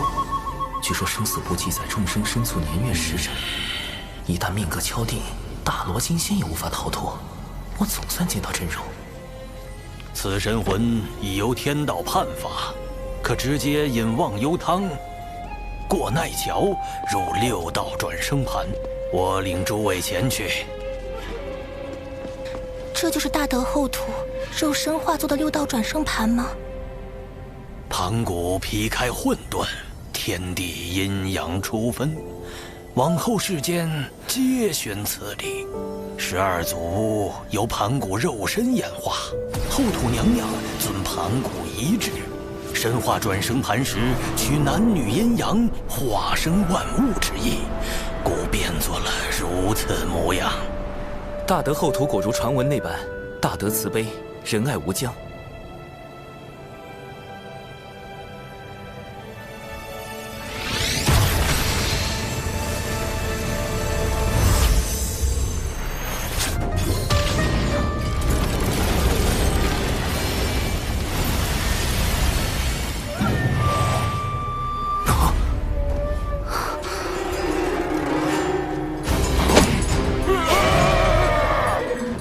虽为历劫转世，不得入天道，但也该入人道才对，怎会是畜生道？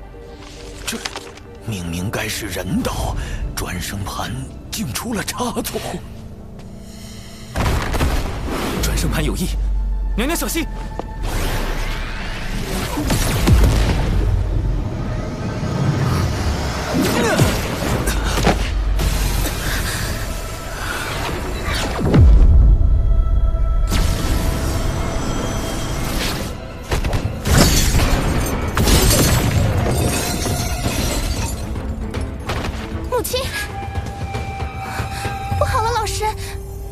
神魂与父亲的神魂一并被6道转生盘射进去了。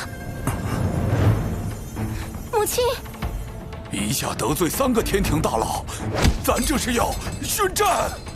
这可是天庭全神祖3司啊！祖，莫非早已化身6道转生盘的大德后土，还能与外界沟通？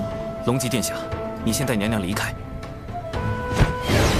6道府此举是要与天庭为敌，吾族对天庭感激还来不及，怎会有敌对之意？妈说的没错，后土娘娘是我们巫族最温柔的族，这肯定是误会。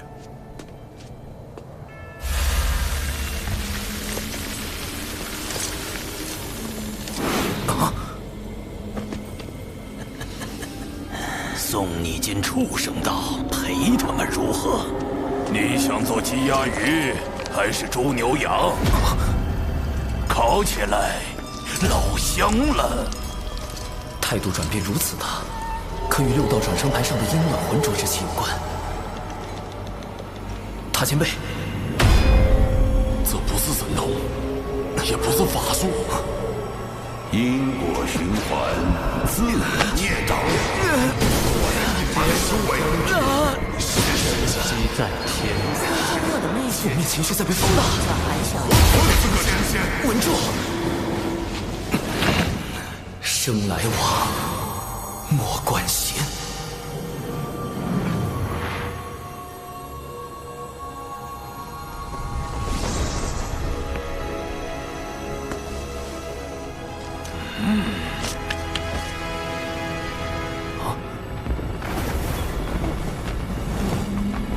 这气息是后土。你为何还不跪拜？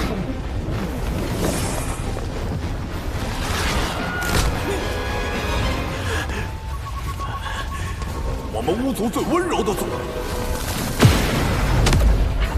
天庭水神见过。你不愿意，那就烤了吧。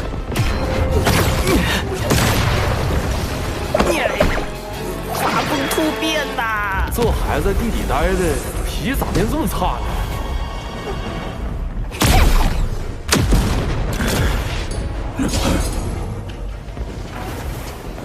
吾乃大地之主，妖庭怎敢反吾？灭掉可恶的妖！我明白了。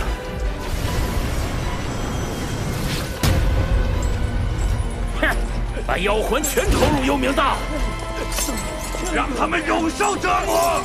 此举若成，6道转生盘会有崩坏之嫌，陛下和娘娘的神魂必会受累。前辈，不经人书生死簿直接审判，会扰乱转生之路。且此举违逆天道，巫族必遭天罚。干我何事？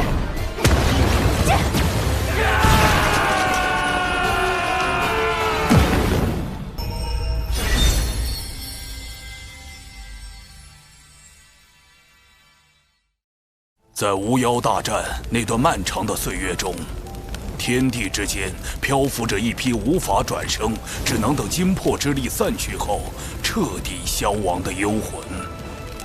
为偿还巫族各部在大战中犯下的杀孽，我们的祖后土娘娘以身化作6道转生盘。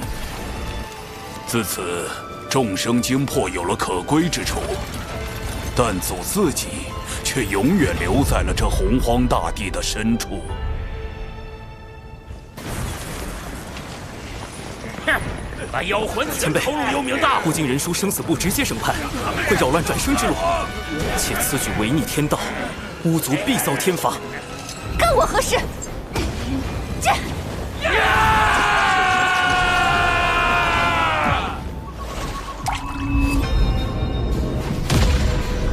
什么人？你可恶！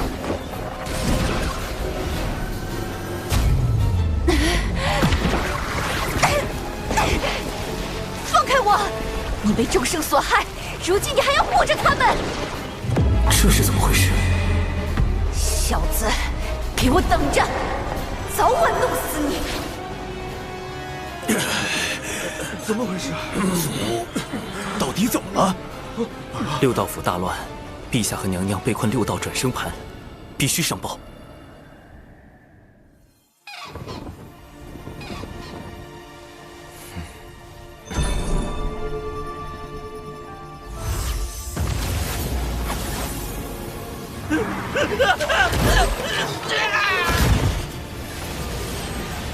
2位师叔虽被困在转生盘内，但尚能抵挡6道之力，暂时无碍。那就好。若想助陛下和娘娘离开6道转生盘，必须查清今日异变的根源。老师曾说，在巫族12祖巫中，对盘古神之道领悟最深的便是大德后土，但他所画的6道转生盘并不完整，具体弊端是何，或许得向另一位圣人请教。这件事我确实知道，毕竟上古时我与后土也算有些交集。上次差点把我老底掀翻，这次务必小心。还请圣母解惑。哼，你见到的是后土，也非后土。你当知，世间万物若开灵智，便有七情。他们转生之时，哪怕饮下忘忧汤，没了记忆，仍会保留一丝微弱的情绪。莫非这些残存的情绪会被后土前辈所感知？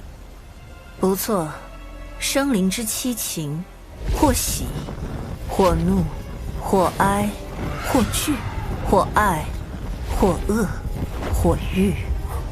日积月累之下，后土的七情之念外溢，6道转生盘便走出一具化身，它承载着七情之爱。这是人格分裂啊！而且各人格还有情绪传染之能。哼。随后又出现了七情之欲和恶，为维持6道转生盘的稳定，后土只能将其封印。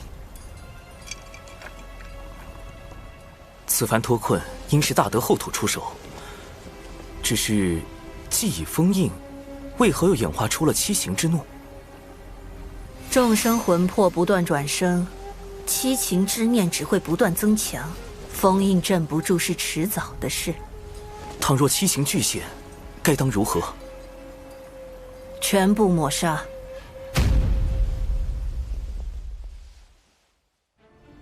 主人，后土七情真的不该存在吗？你已听到巫族心声，自当明白，如此方能杜绝寻思之弊端，让生灵转生更加公允。后土娘娘可是大善巫啊！安静，这一次我倒要看看水神如何应对。可后土前辈会彻底沦为天道法器？这是保护生灵转生不受影响最有效的办法。但你与我们不同，或许你能帮他。你若能想出办法帮后土度过这次危机，天道定会给你降下大笔功德。这是在暗示道祖默许我相助后土啊！稳妥起见，得拉上大法师一起干，然后再多请些道门高手来助阵，实力强的高手，道心稳的高手，不为七情所扰的高手，还有，嘿嘿嘿，齐了，出发！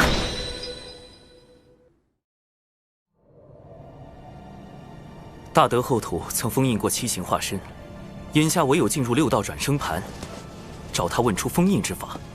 放心，包在我们身上。多宝师弟莫不是忘了，来的可不止你们截教。原以为有上次在灵山的合作，产劫关系会有所缓和，结果七情化身为保全自己，必会趁机阻拦，到时还望诸位前辈出手相助。长庚道友，六道转生盘是大德后土以自身所创的转生大道为根基，构建出的独立于洪荒的小世界。化身进入其中，便会与本体直接失去感应。哎，小子，这次你可用不了化身了。让本体进入一个未知的、陌生的、绝对封闭的空间，太稳健了。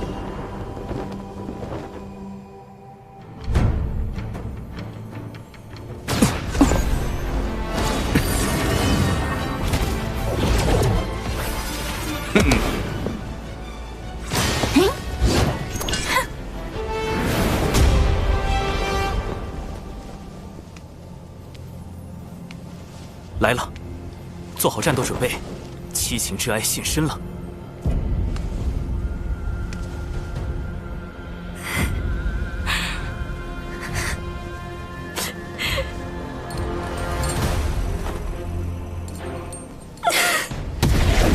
仅一声呜咽，就险些让我道心失衡。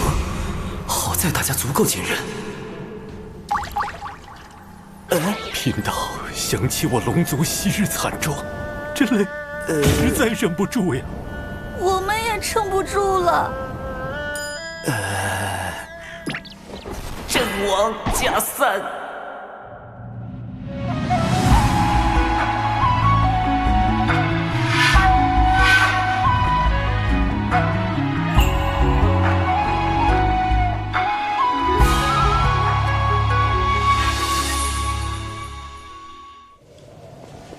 你们先退后，与哀拉开距离。哀的情绪感染力虽强，但看着似乎并无攻击性。能否请前辈挪一下，让我等去救大德后土？天帝亦是囚笼，他活着就要继续受苦，悲伤那么大，救又有何意义？寻宝有什么可快乐的？贫道也不太行。我也是。阵亡再加散。好在云霄仙子情绪尚算稳定。前辈执意不动，我等只能将您抬走了。你们在意的，终究只是他，谁在意我呢？我拥有的只有泪。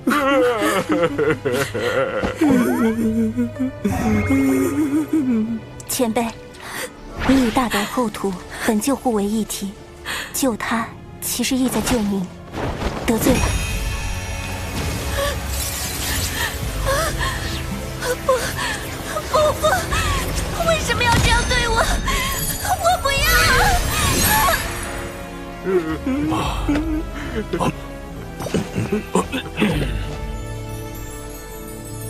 说救我，又把我关了起来，这悲凉的世界呀！唉，吃饱喝足，就静静地等着毁灭吧。云霄仙子的道心果然够稳。仙子，我最近劳心劳力，肩颈酸痛，你看能不能帮我按摩下？嗯，我这是在说什么？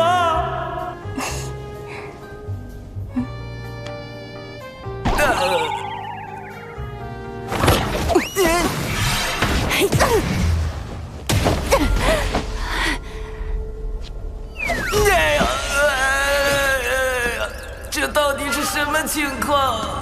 早说过，靠哭哭啼啼可搞不定。不过也好，毕竟欲望是难以抑制的，努力一把，才知道什么是绝望。七情之欲。不过，普通生灵确实难抵挡欲望，但我身边这位可是道门大师兄。那个，长庚啊，后面先交给你了。唯美梦与安眠不可辜负。别睡呀，起来打怪呀，大法师！您的欲望就只是睡觉吗？没点别的追求吗？我很好奇，你的欲望是什么？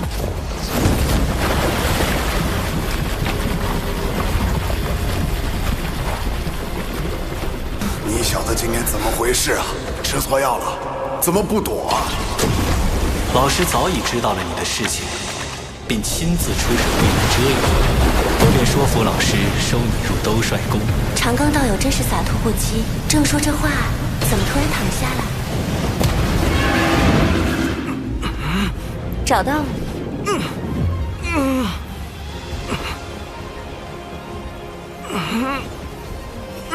让我看看你的真面目。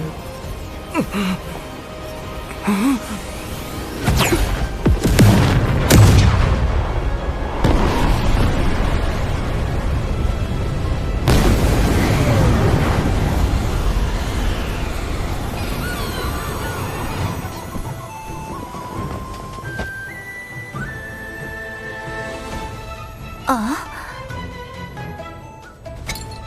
你一个几百岁的小娃娃，权力、法术、神通什么的不想要，却渴望追求一个吻。前辈，晚辈的欲望您看也看了，不如挪个地方，让晚辈渐渐大得后土。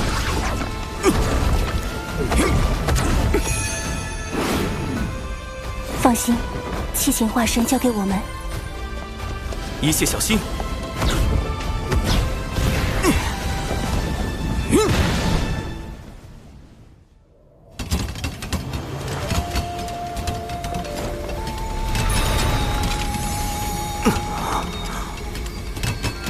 果然，精魄入转生盘会被引去六道大门，而本体则会去往后土的神石之海。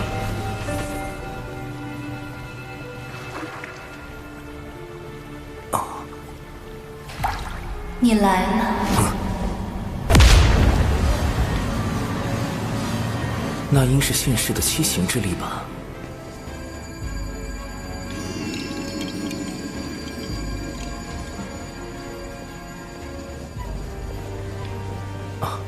前辈早知晚辈会来，这是人教对我的许诺。如今七情脱离封印，一切正到了应验之时。前辈，晚辈要如何做才能助您镇压七情化身？此物生于不周山，乃先天灵根之一，可用来封印七情化身。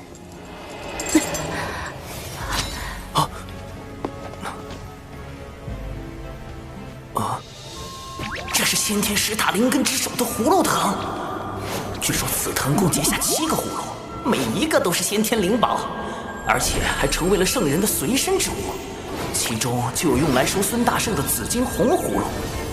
先前灵藤不知何故突然枯竭，致使七情化身从封印脱出，偏偏赶在玉帝转生之时。我以清净元神之力将此修复，或可助你们封印七情化身。晚辈定不负前辈所托，只是七情化身如此厉害，晚辈应当如何应对？稍后，你们可进入我的元神查看。你需在那里设法均衡七情化身之力，并用灵藤将它们收束。你们进入我元神之室，必定瞒不过他们，务必小心。晚辈明白。若不能封印七情化身，6道转生盘将会受损，世间亡者将再也无法安息。一切都交给你们了。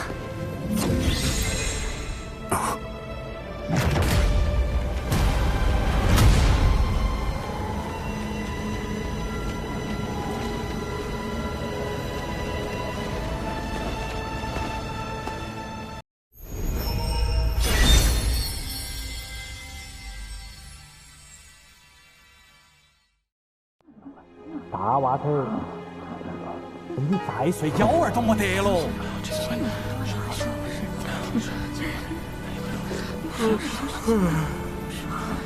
怎么这么吵啊？是什么情况？长寿。诸位，咱们此处乃大德后土的元神之所。按大德后土的指引，我们需要均衡七情化身之力，才能将他们彻底封印。请问您是？贫道乃阐教玉鼎真人，是广成子师兄请我来帮忙的。玉鼎真人，不就是劈山那位杨二郎之师？广成子竟然将这位大佬也请来了，甚好甚好。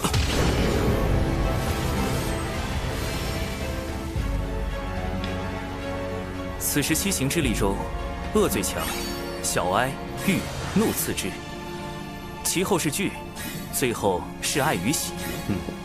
我们要做的是分头行动，弱化恶、哀、欲这3个化身的同时，维持怒惧的现状，并强化爱喜这2个化身。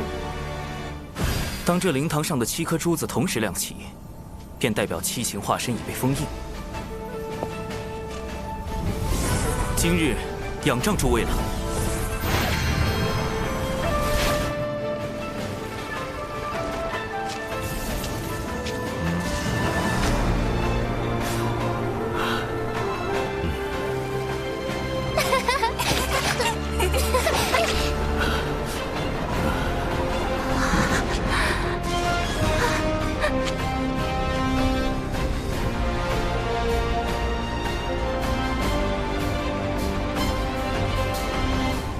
天地运转，冥冥中自有定数。修仙之人，真能摆脱命运的掌控吗？吾辈炼气时，便如同这漫天狂沙一般，随风而逝。唯有以坚韧之心，悟天地之道，方可超脱一切。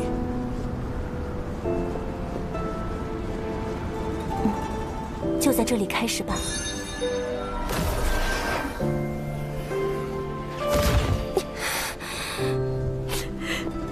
非要在这里奚落我一个伤心人吗？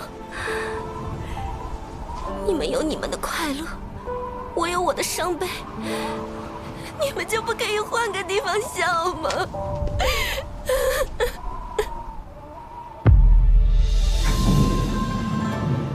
喂，你说我们要怎么对付喜爱这2个七情化身啊？那还不简单。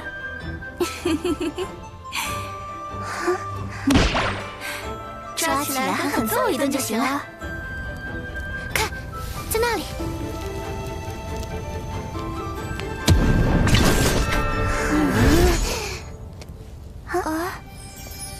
小姐姐，你们是来找我们的吗？你们跟我们一样是双生。来，姐姐跟我们一起玩耍吧。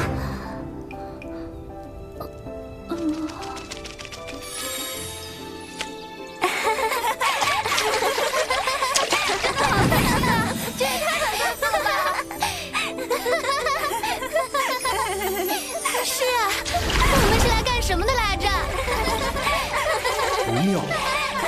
这喜之化身根本没我们想的那么弱。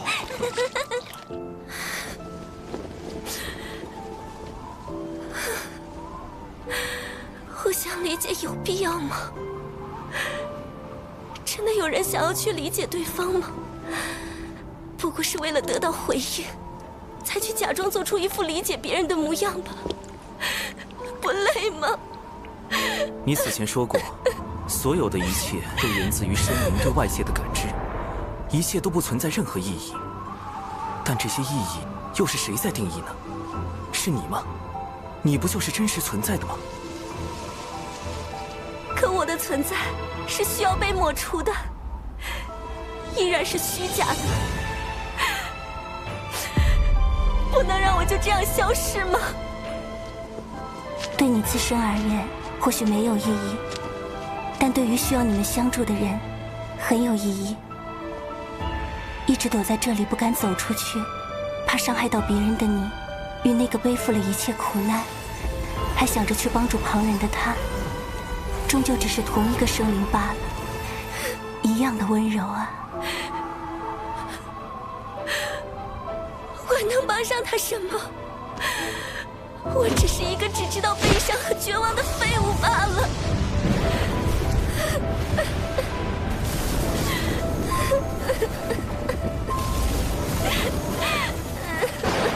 情绪稳定如仙子，也开始受到哀之化身的影响。不愧是七情中排名第2的小哀。再这样下去，不要说就大得后土，我们本身就要永远陷在这场哀伤的风暴中了。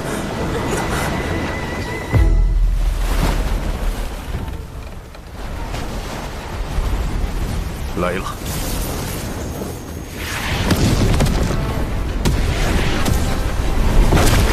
师弟，我们得想办法激怒他。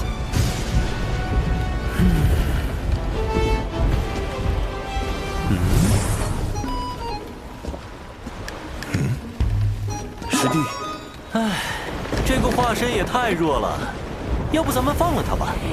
欺负这种小不点儿也没意思。你说谁是小不点？别自卑，相信自己，你会变强的，慢慢来嘛，相信我。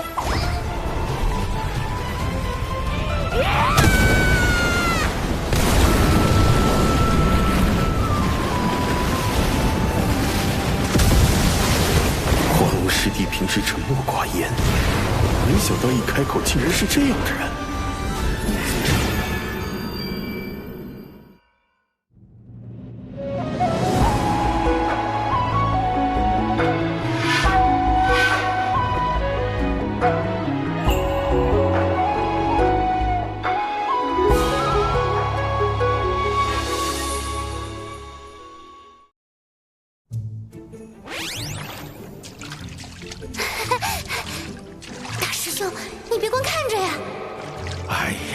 我这张老脸呐，不要也罢。好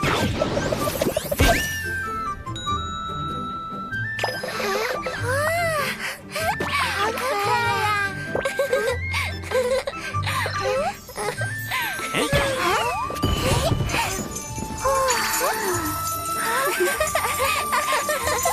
既然喜那么强，我们就让他喜极而泣，乐极生悲。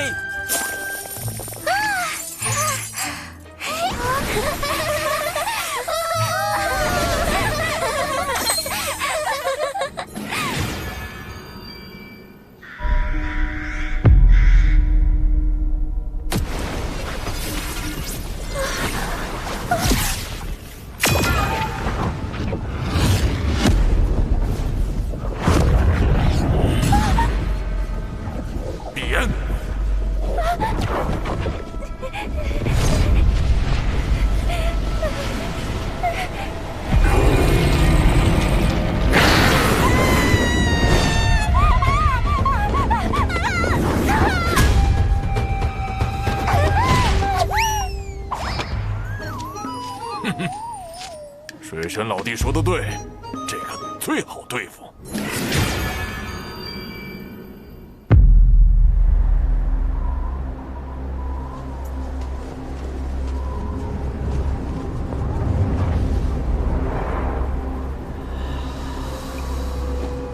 你渴望什么？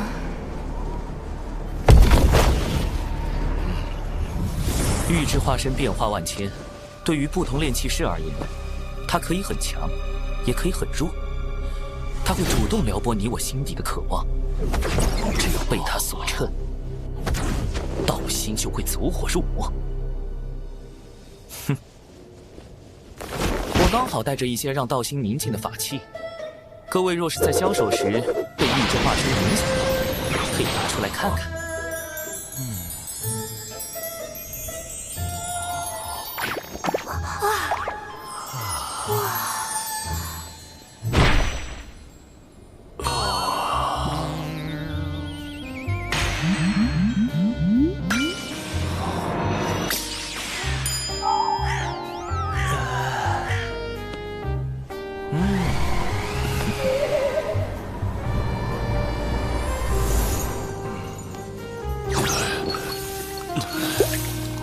你莫非在见我姐姐前，多看一眼自己这些大作？这不过是防身之用，我又何须防备云霄仙子？水神小友能常人之所不能，非常人矣。多亏有此物在。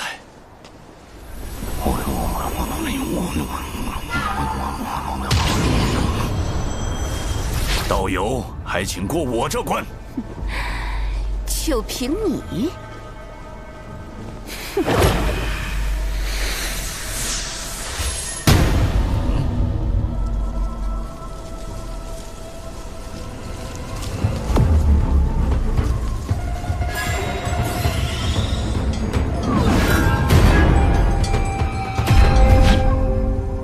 自在化生，方正圆融。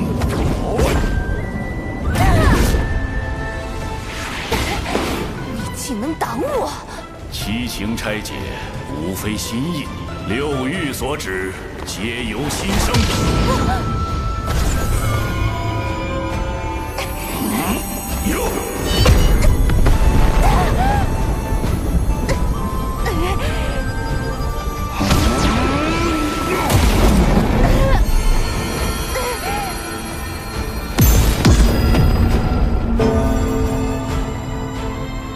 这口鼎便是贫道的道心。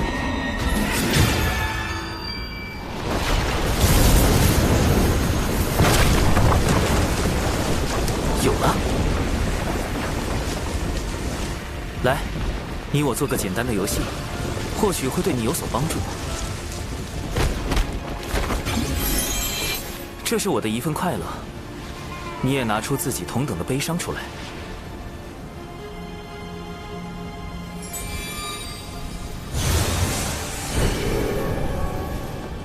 你说，这里面是愉悦还是悲伤？都不是，是情绪的混沌。混沌生阴阳，所以就有5成可能是悲伤，5成可能是愉悦，对吗？似乎是这样。那假如这块黑布你一直不去掀开，悲伤和愉悦可以算是同时存在的，对吗？也可以这么说。所以在此刻，悲伤和愉悦已经叠加在了一起。那你向前看，下一刻、下一个时辰，或者更远了，那里的情绪是不是也是5成可能是悲伤，5成可能是愉悦？不，你说的这些都是歪理，我根本活不到那么远。那你说，这里面一定是悲伤吗？悲伤并不是你存在的意义，感受生灵的悲伤才是。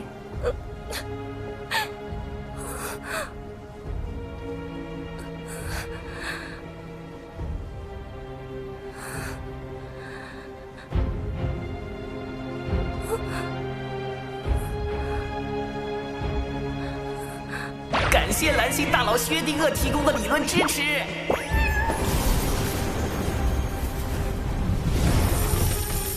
七情中喜、爱、怒、惧、欲5情内倾向稳定，小阿也即将被我说服。接下来就差大法师那边了。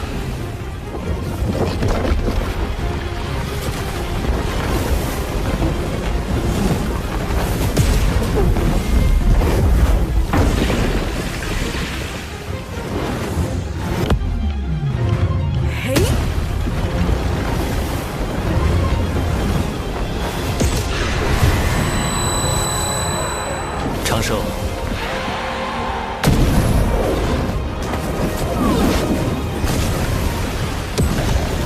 看样子我可能要费点劲儿了。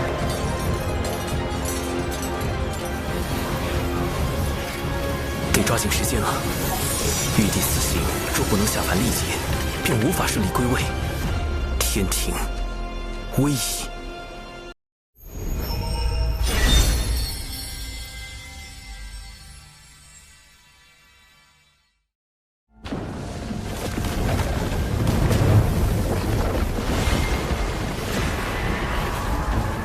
还以为你们去做什么了，竟然是去喊帮手，我就先杀了你。道友，我们不如玩一个把戏。你看，我拿出一部分善念，你拿出同等的恶念，让他们……谁跟你玩把戏？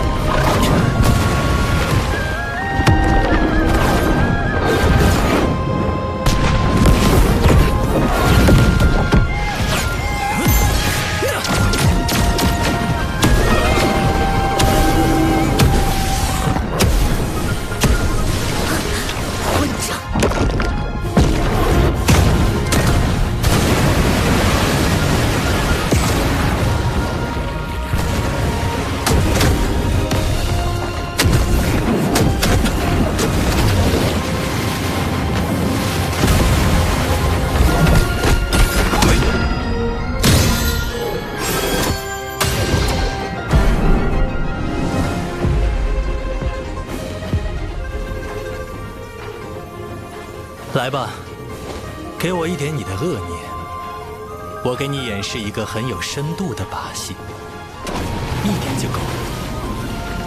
配合下嘛，真的很有趣。滚！现在只差哀之化身，或许我可以设法逗他开心，进一步弱化哀伤的情绪。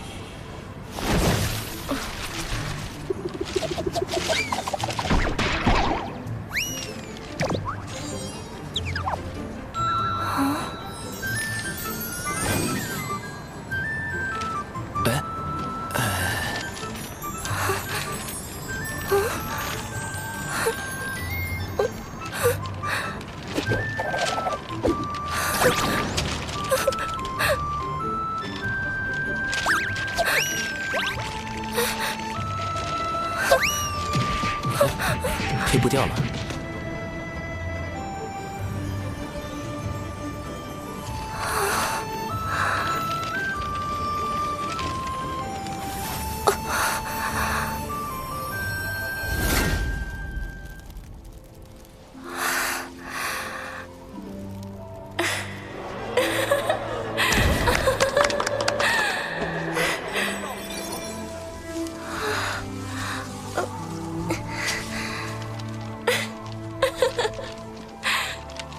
真的是愉悦呀！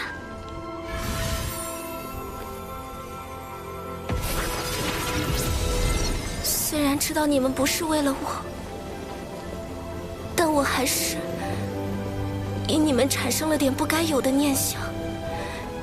只是既然最后都是虚假，何要有开始呢？我怎么这么悲惨？贫道号长庚，人教弟子，天庭水神，能与你相识，引为道友，共成今日之事，相助大德后土，三生有幸，不胜荣焉。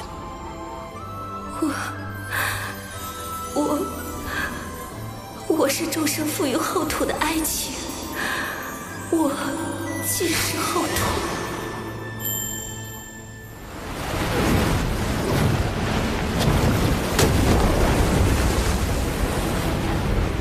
你们俩等着，以后我见你们一次，打你们一次。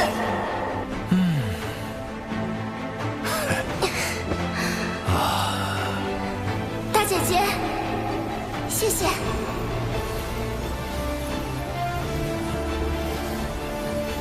保重！放开我！你这怪物！多有得罪！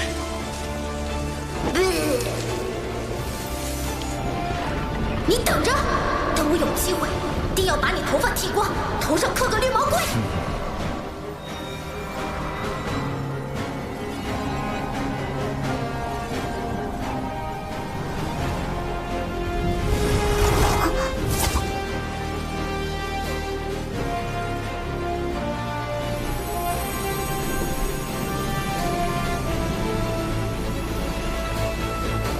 后土之德，天地共鉴，请后土娘娘归位。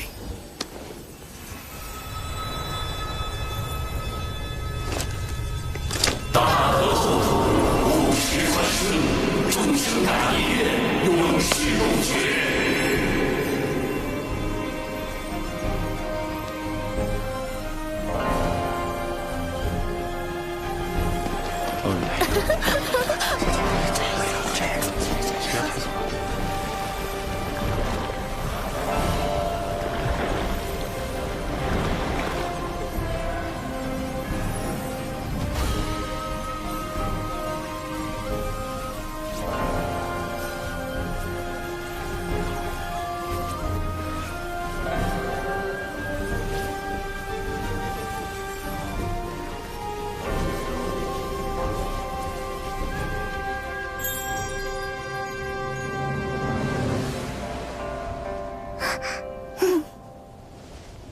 若前辈担忧七情再度生乱，晚辈愿借玄黄塔一缕威能，助前辈守护七情。多谢。昔年我身化转生盘，便是抱着苍生大爱之情，制定此地转生细则时，更是抱着对罪恶的憎恶之情，和对善良的敬仰之情。若要我斩断七情，世间便再无转生盘，再无六道符。若无情，便无我。众生之苦，我来背负；众生之怨，我来承受；众生之恨，我来忍受。我自身之哀、恶、欲、喜、惧、爱、怒，为何不能由我来包容？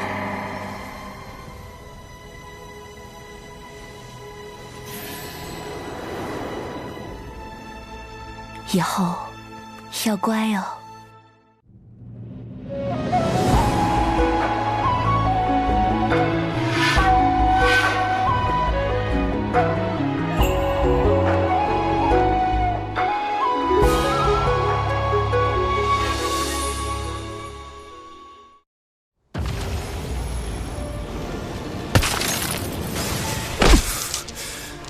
无情，便无我吗？我本以为身为天道法器，理应摒弃七情，方可做到公允。然后土拥有如此包容万物的大爱之力，竟令我也产生了几分动摇之心。大德后土，贫道受教。主人，这水神可太厉害了，你斗不过他的。哼，到底是我疏忽了，毕竟我还有10层算计。主人，你厚脸皮的境界可更高深了。少啰嗦。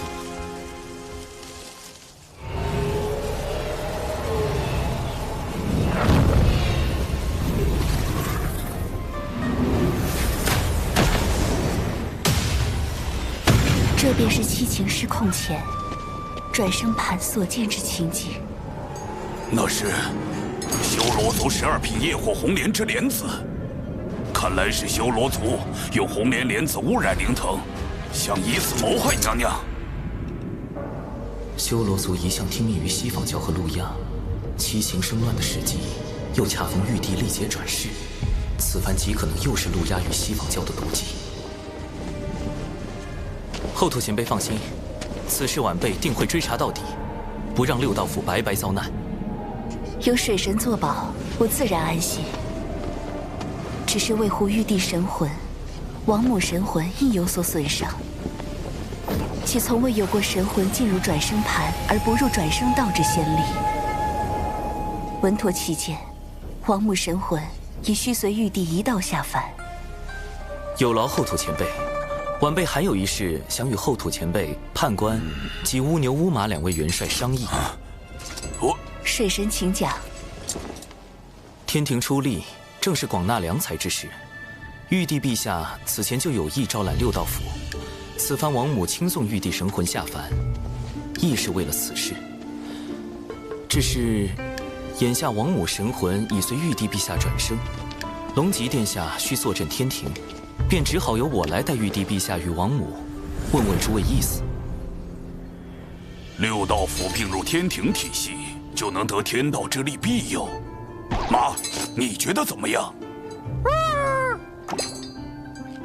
判官意下如何？六道府巫族能得天庭赏识，实乃幸事。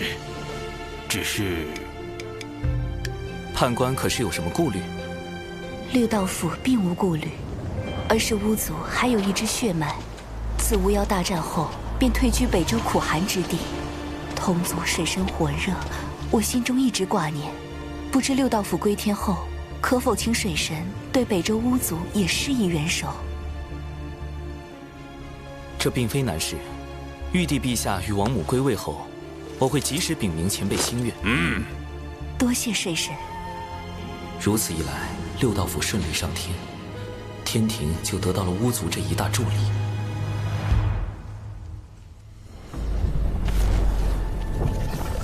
又失败了。地藏邪他那坐骑谛听遁入3000世界，还说什么追寻大道。西方教已指望不上，不必再白费力气。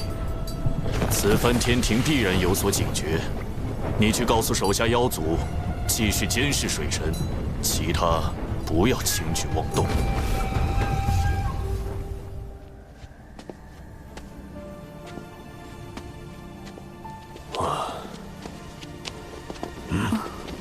大德后土单独将你留下，可是小师叔下凡历劫之事出了差错。有劳大法师与诸位前辈仙子挂心。玉帝王母无碍，是大德后土为表谢意，赠予一门8九玄功，让我道门3教同享。8九玄功乃肉身修行第一法，大德后土有心了。玉鼎真人对8九玄功的评价颇高，日后他的徒弟杨戬修习的也正是此功法，不可谓不是缘分。稍后我亦可将此功法传授于熊灵力，助熊灵力精进修为。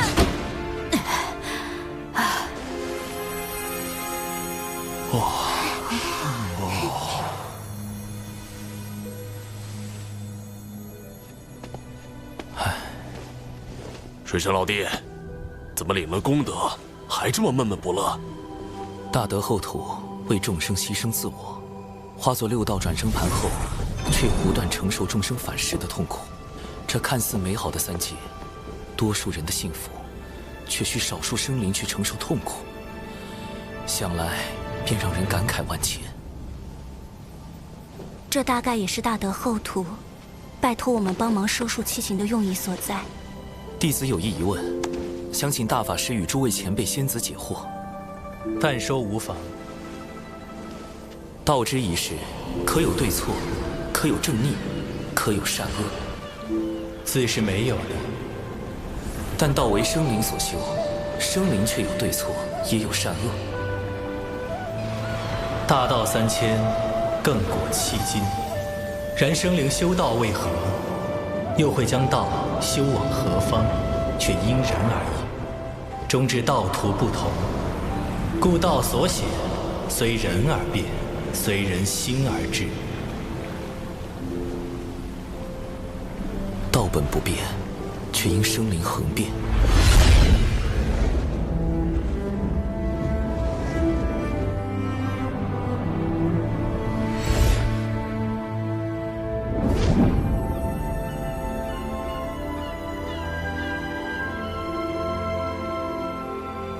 能否有一种道，可均衡生灵之变，使大道恒长？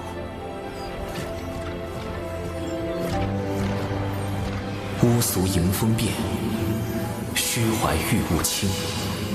千钧将一羽，轻重在均衡。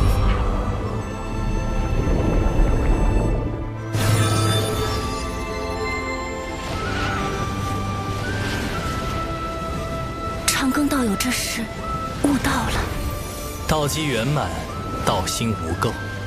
长庚这么年轻就能悟道至此，来日前途不可限量。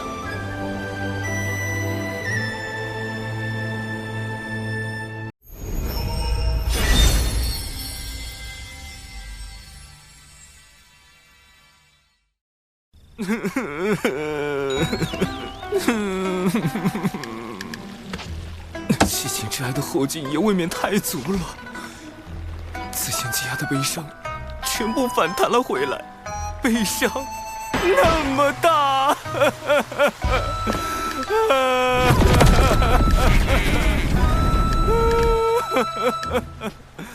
后土之事证明了，劫难并非是主观说躲开就已躲开，即便是实力如此强横的后土，也难逃算计。封神劫前诸多变数，我该如何破局，才能保全道门和人族？变数1：圣母女娲力保路亚。我想通过杀死路亚来改变封神大劫的计划，被迫搁置。变数2：洪荒里存在另一个蓝星人浪前辈，他也知道封神大劫的未来，无论他对于大劫的态度是什么，都极有可能影响到我的行动。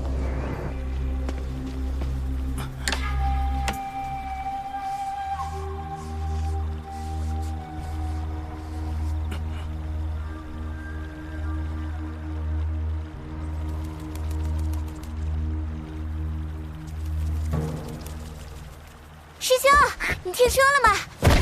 仙都大法师生孩子了，那孩子就在天庭。是。这可是人教的大喜事。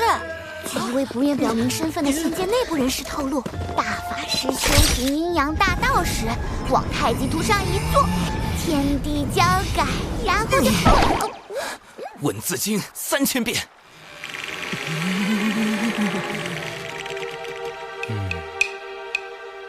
弟子实在不知竟有这般谣言，还请大法师恕罪。我自逍遥自在，何惧闲言碎语？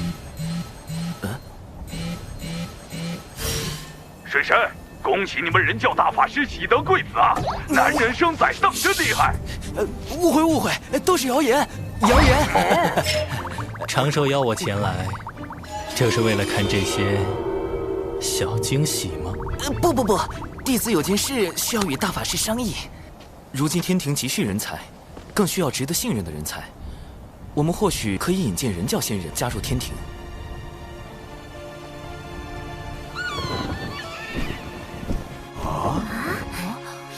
师父，这是大法师赐下的增寿酒，能增寿元，提修为。对了，这酒还有护肤养颜之效。师父，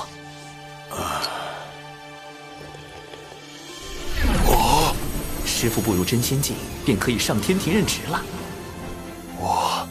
我突破到真仙境了，我修到了仙生巅峰。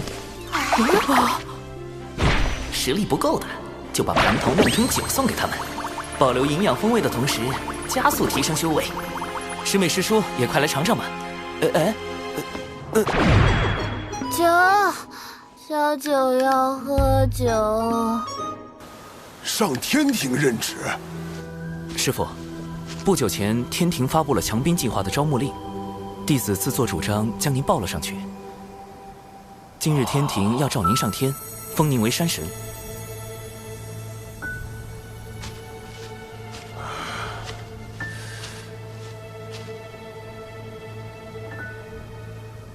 我啊！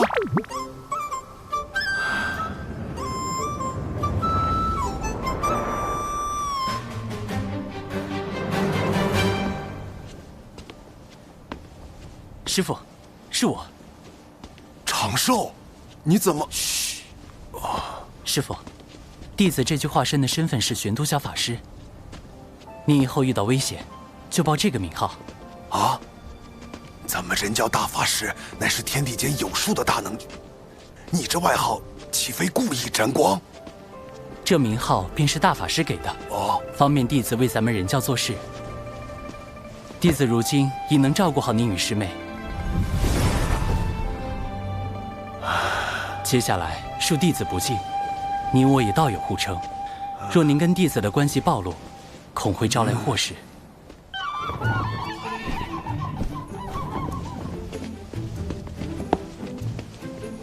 殿下，我在水神老师那里上课，带老师走一趟。奇缘道友随我来。道友当真好福缘，能得水神老师举荐。您是？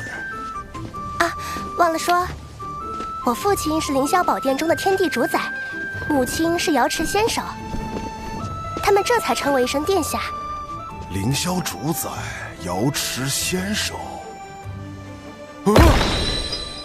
那不就是玉帝王母的女儿亲自带我走后门？不是走后门。按照水神老师的话说，应该是内推，道友符合天庭招人的标准。是这样吗？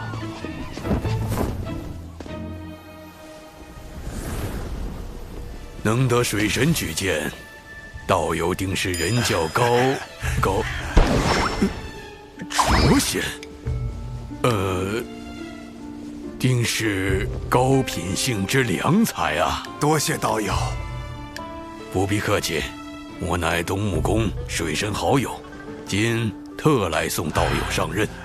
东木宫，天庭南仙之首亲自送我上任，这后门都快走成正门了吧？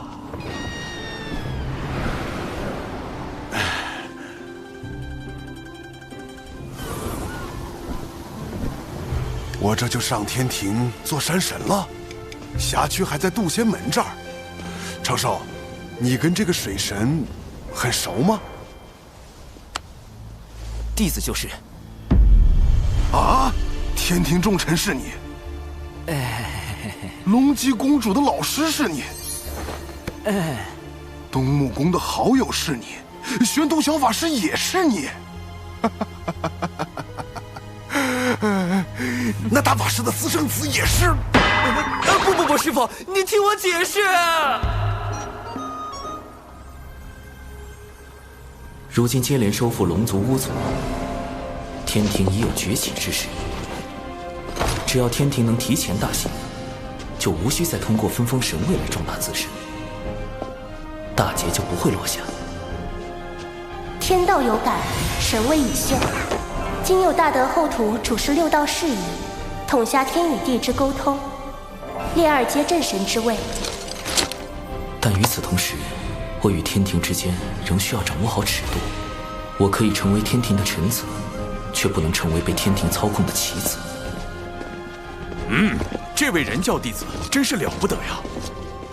龙族开路，巫族相随，天庭怕是要出现一位新的权臣了。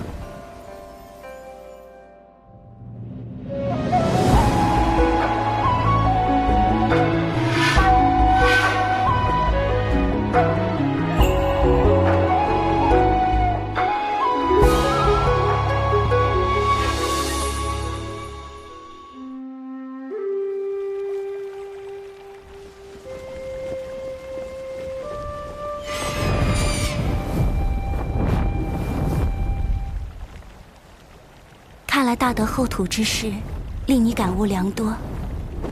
你的大道快要凝成了。我只是刚刚触及道的边缘，要修成大德厚土那样的大道，还差得很远。哟，这小子还挺有自知之明啊。厚土之大爱，实属可贵。似他这般先与天道而生的生灵，天性与道相近，对凡俗情念一知半解，探寻大道尚且需要漫长岁月。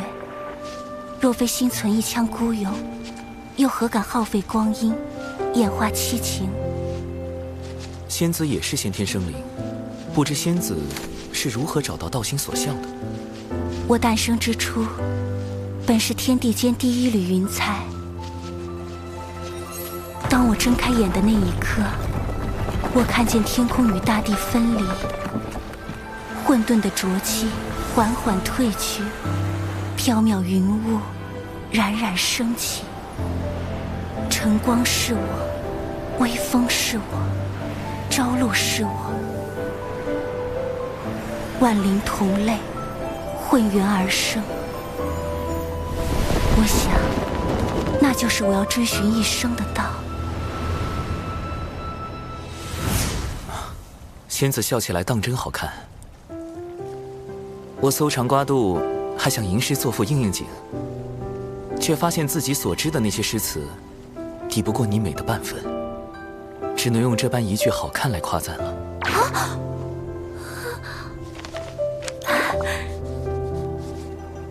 今日你怎的多了这般言语？常听人说，先天生灵以道性居多，修行越久，越是忘情灭性；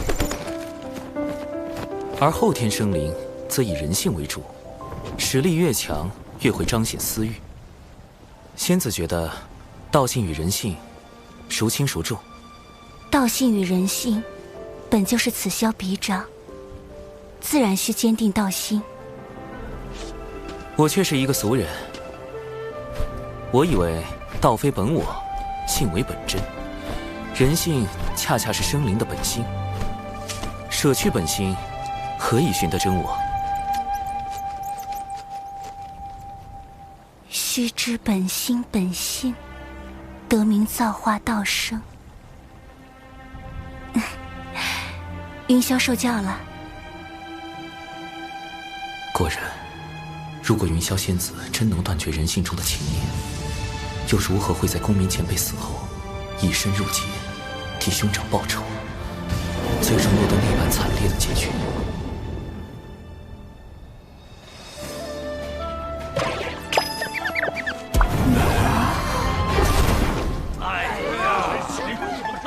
别吵，别吵，嘘，还能听到些声音。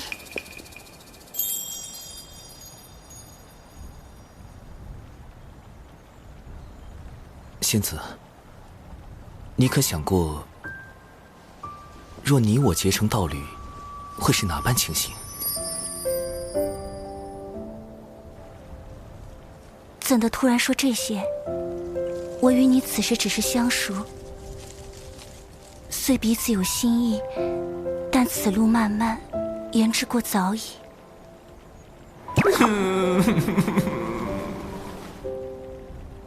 但你我只需平日里多见多言，自会快一些。咦，我也想与你多见。那我们每500年见一面，可吗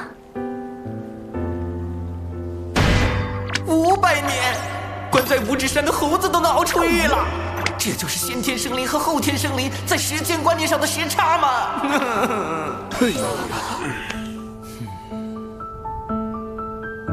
这枚落宝铜钱，还请仙子收下。你我之交，本应淡如水才是，怎的还要赠我灵宝？此物放在仙子这里，我最安心。倘若封神大劫避无可避，有了此物，或能帮公民前辈挡灾，降低云霄仙子入劫的因果。我知你有你的缘由，你不便说，我便不问。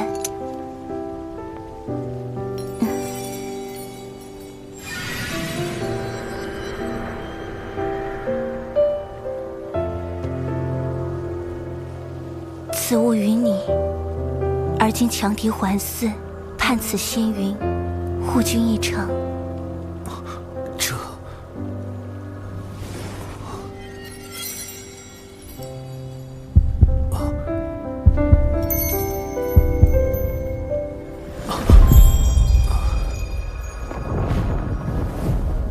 亲赠一缕青丝，我还一份因果。那仙子，500年后见。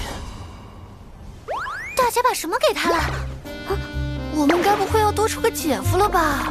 嗯。难怪那家伙喊我就是前辈，喊云霄师妹就是仙子。让我看看这小老弟打的什么鬼主意。你们仗着法宝如此窥探，难道不怕云霄师妹教训起来？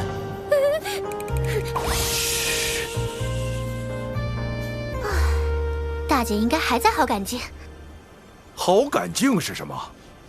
修成道侣的几个境界呀：好感境、心动境、升温境、热浪境、姻缘境。姻缘境若大成，愿意为对方奋不顾身，不顾因果，那就是道侣啦。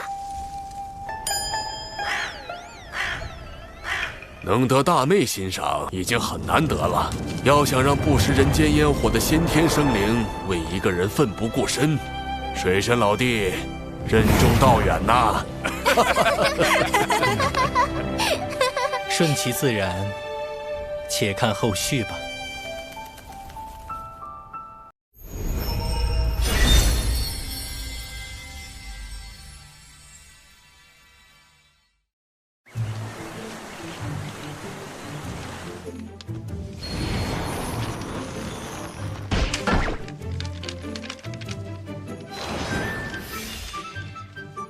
师兄真是的，一定要让我带这么多东西吗？咦，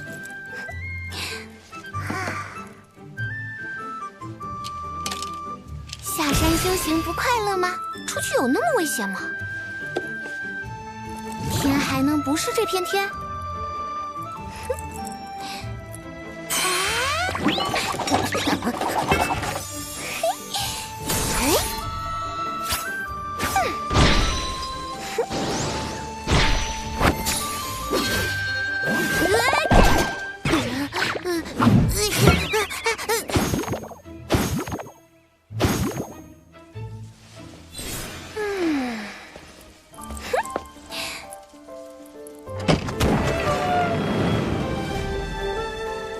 师傅，师兄，弟子这就出去闯荡了。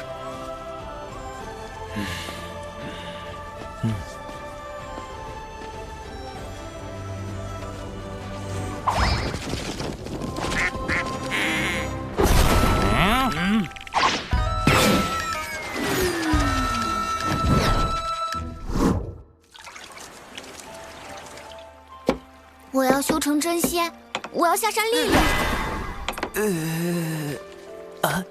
这么突然吗？师兄，师傅都去天庭了，我也要去。我最近几年修行遇到了一些瓶颈，始终无法突破。师傅说是我总待在小琼峰，日子太过安逸的缘故。师傅说的不错，只有在险境中磨练自己的意志，才能增长道心。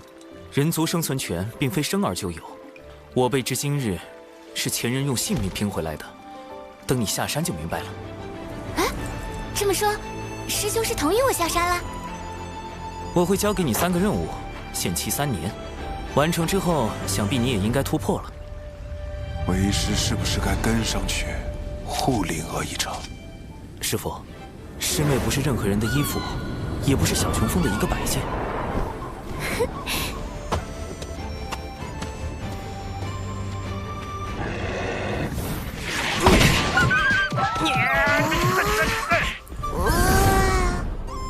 他应该去了解，天地不只是眼前看到的这些，人生的选择亦是多种多样。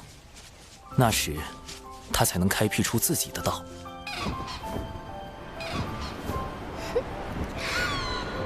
蓝天白云一成不变，群山一如门内中风。但一眼望去，总觉无比壮阔。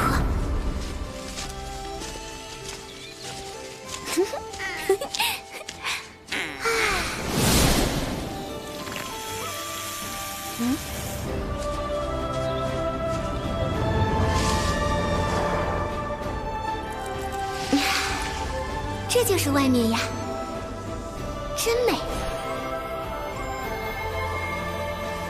救命啊！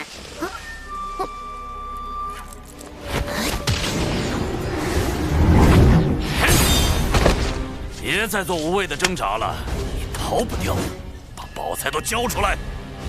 这不就是师兄的教学案例吗？安排的太明显了，完全在侮辱我的灵智水准。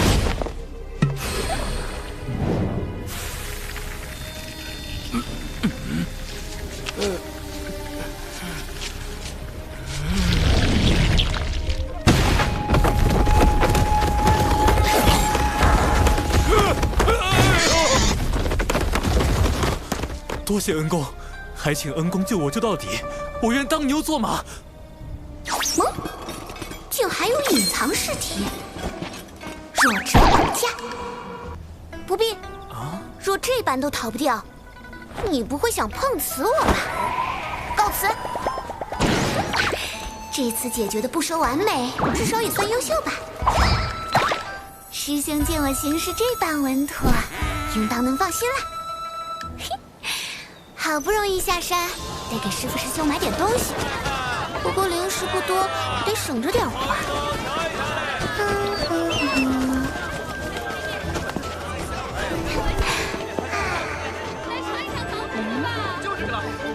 小妹，你就是赌气外出，也不能不带盘缠啊。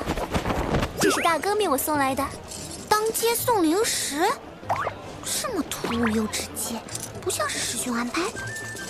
大姐姐，你是不是认错人了？我家中只有一位兄长，并无其他姐妹。啊？警惕性挺高，不会被灵石骗走。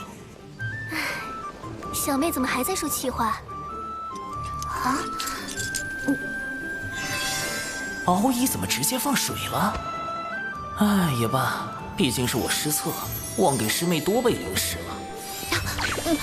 我家穷得很，大姐姐接近我，究竟是何居心？啊？单一个吻字能说明什么？师兄外出都用纸人，但他根本没有纸道人特有的气息。更重要的是，小琼峰的月宫都被师兄拿去换药了，怎么可能有机子啊？我竟不知长寿兄生活得如此窘迫。其实并没有，毕竟身兼数职。灵娥道友，长寿兄特意让我追来，除了是送零食，还想考教你的警惕性。敖乙，真是送零食？不，师兄行事素有深意。有诈！这里真没有。这里一定有诈。不了，我带了零食。长寿兄所托，请务必收下。我尚有任务在身，告辞。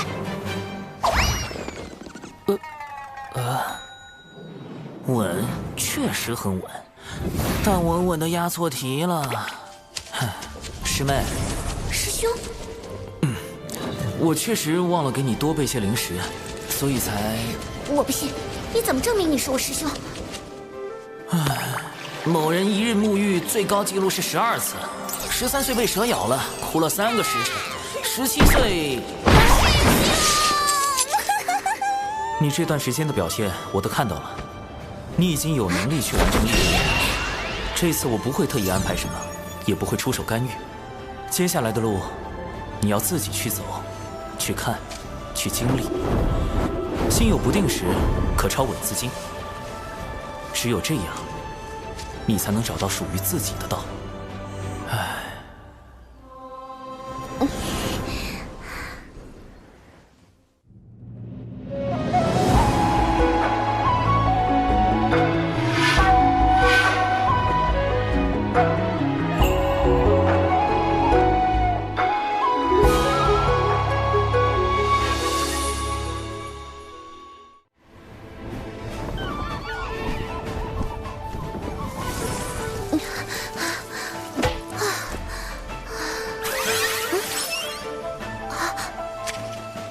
前往南州边界，诛杀100头真仙境修为的妖兽。真仙境，也就是和99师叔差不多的修为。正面打我可是一个都打不过，100个。师兄，你是认真的吗？啊，这里就是南州边界了。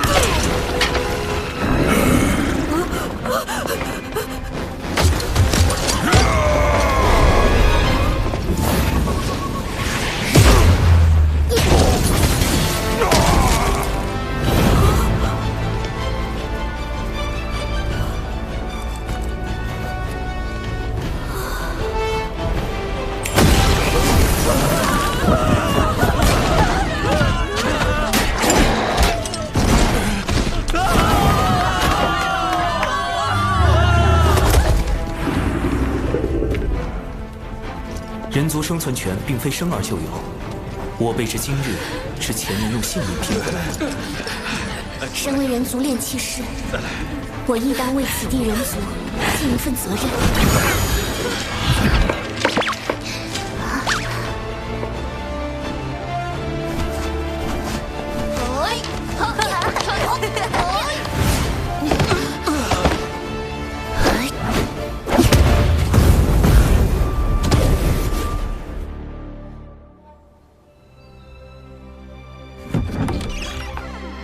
时间过去，附近的妖被吓走了大半，短时间内不会再来。疗伤药方还有灵石也都留给了村长。历练任务已经完成，小兰姑娘，这就要走了。小兰姑娘，晚上来沈家吃饭？不来，还要准备明天用的药材。那你多注意身体，别累着。哎！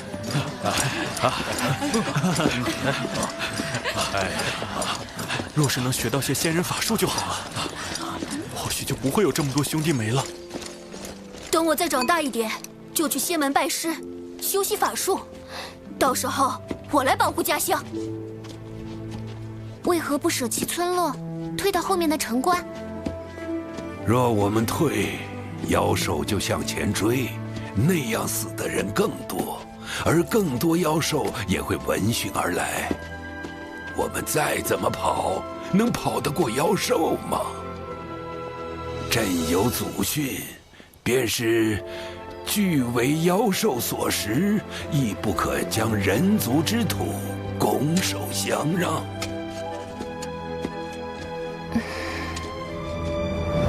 人族起于微末，一路百般艰险，左右尽是凶恶。但凭着这股不屈之意、自强之心，方有人族代代不息。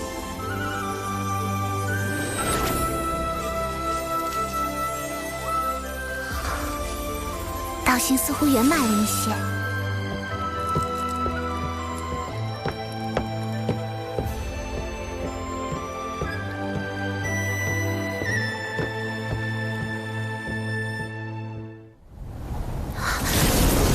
这么快就来了！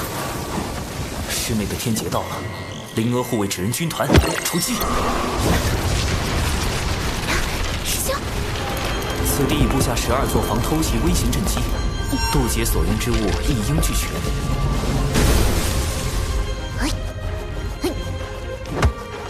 最后的底牌9转金丹，我从老师那里求来2颗9转金丹，一切收好。撑不住了再吞，这是本命啊！不过也无需太过紧张，你的道基稳固，渡劫成功率还是有98%。师兄，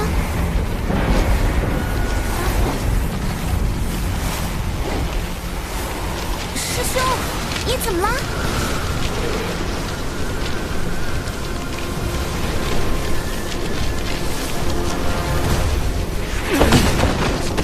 为什么？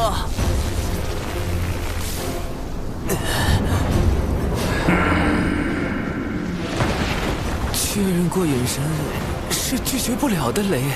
但我只是在天道认可下总结渡劫经验，利用太清丹道帮师妹做了一点点渡劫准备。凭什么挨批？为什么被罚？怎么就……且慢，吻字经。谁能想到罚他抄吻字经抄多了，抄出一条大道啊！这波只能认了。感谢天道老爷百忙之中赶来训诫，弟子甘愿领受责罚。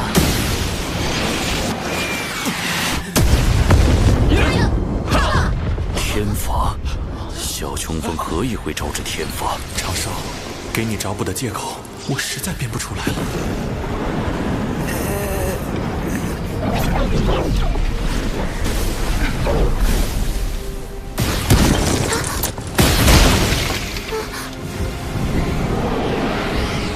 师兄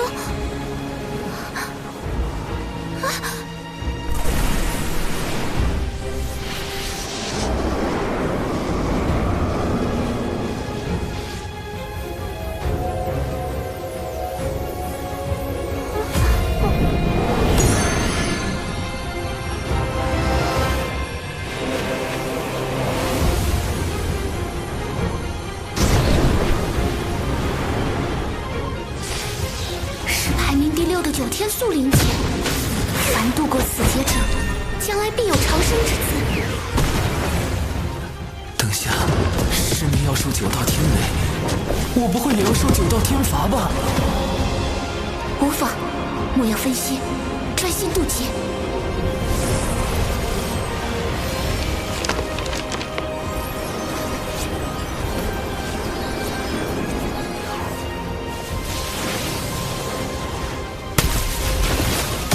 勇者，天地井然。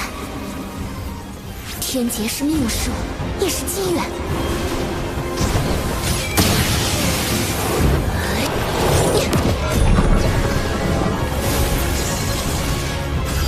我准备好了，来吧。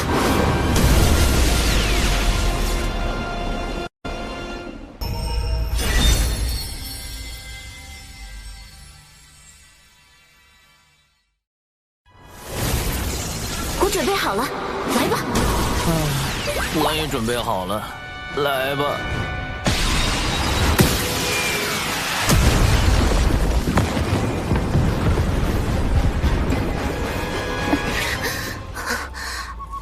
还有3道天雷，就能成仙了。苍天啊，还要挨3道天罚！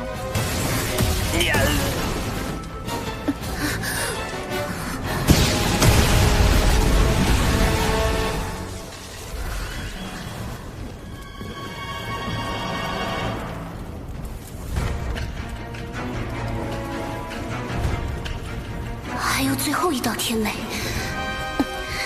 让天雷劈得更猛烈些吧！猛烈个鬼啊！你考虑过我的感受吗？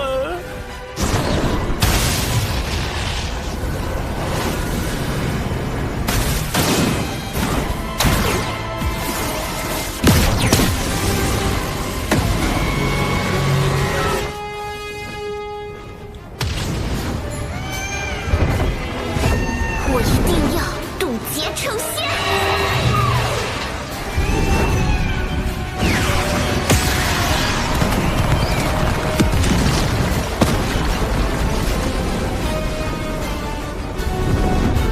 渡劫就渡劫，还敢玩硬闯天雷耍帅的桥段，文字经还是超少了。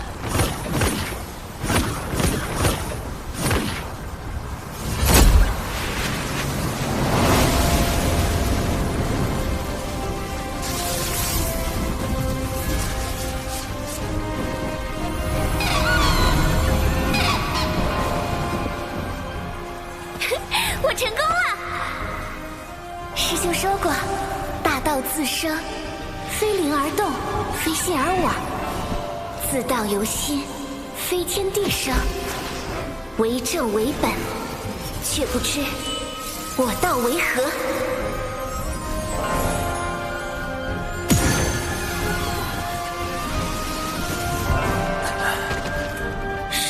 抄写文字经入道，飞升真仙了。啊，师妹这天劫渡的，真是费师兄啊！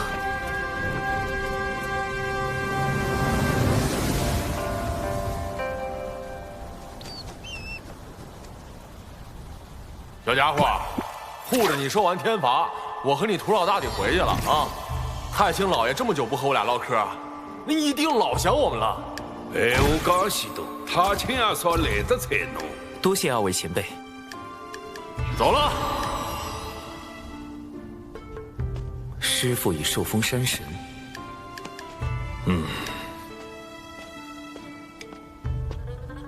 师妹也顺利渡劫飞升真仙，可自行继续历练。幸好有掌门为我掩护天罚之事，我也该继续去南州寻找玉帝王母转世身的下落了。卖包子嘞！公子今天起来晚了呀，就等您了。公子请品茶，这是刚来的高级货。公子好久不来我们这里了，可想你了。哎呀，昨晚在戏楼玩得太晚了，还输钱了。今天起来这个腰酸背痛，来，我给公子按摩下。你给我挠痒吗？重点儿。是。不够。再重点儿。没用的东西，快，再给我用力，用力！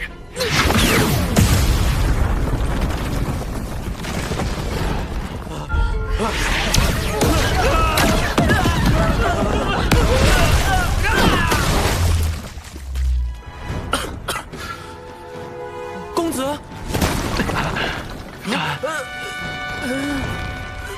太重了。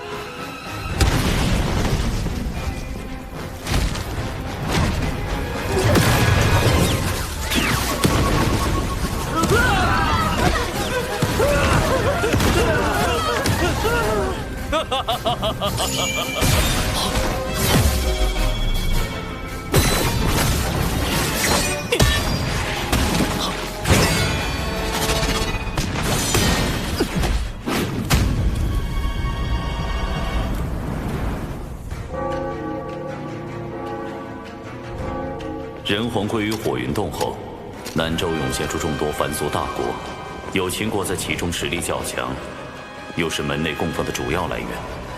最近有秦国阙州城遭到袭击，掌门命我带门内诸位弟子前去平乱。有妖兽作乱？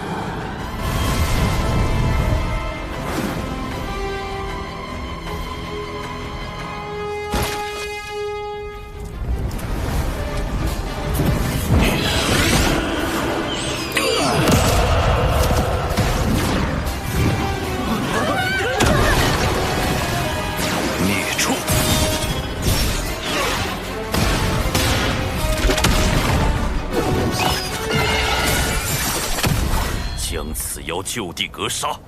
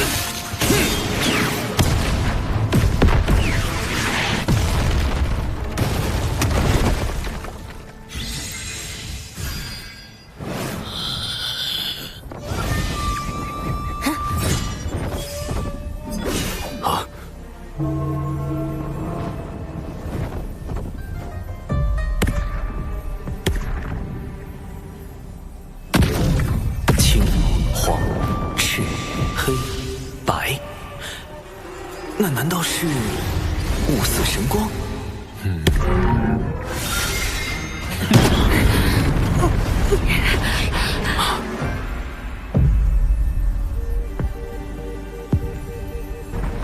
乃日，可他身上没有任何阳刚之气，也没有半点阴柔气息，阴与阳在他身上仿佛完美相融，此人现身时，那一手挪移神通，已是显露出非凡的道境。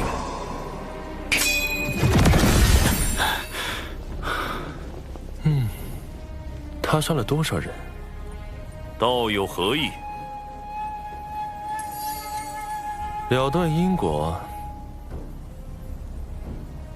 要么本座杀了你们所有人，要么你们说出他杀人几何，本座去救对应数目的人族，如此，两不相欠。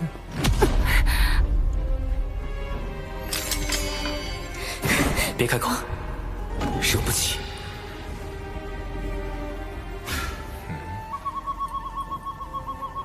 出来！地下那个人，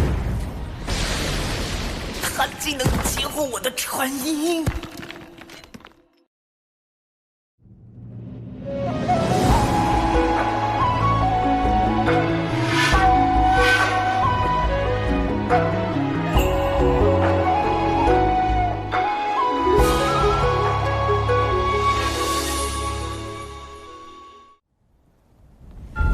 孔雀乃天地间第一只孔雀，身上有元凤血脉。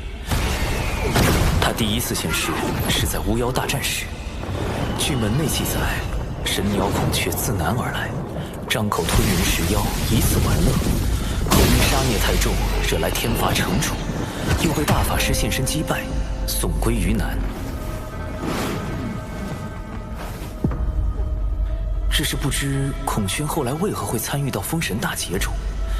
但他的五色神光之下，杨戬、哪吒皆非其敌，燃灯路鸦尽数败退，最后还逼出了圣人法相。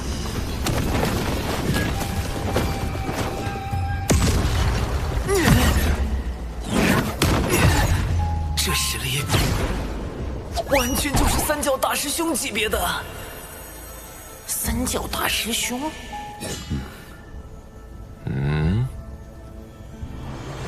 有办法了。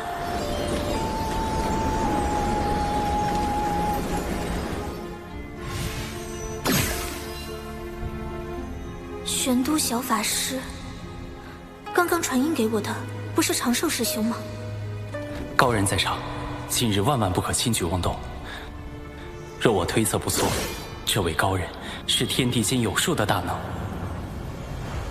贫道玄都小法师，这几人都出自我人教道成，还请道友手下留情。小法师，你与玄都大法师是什么关系？同门。有何凭证？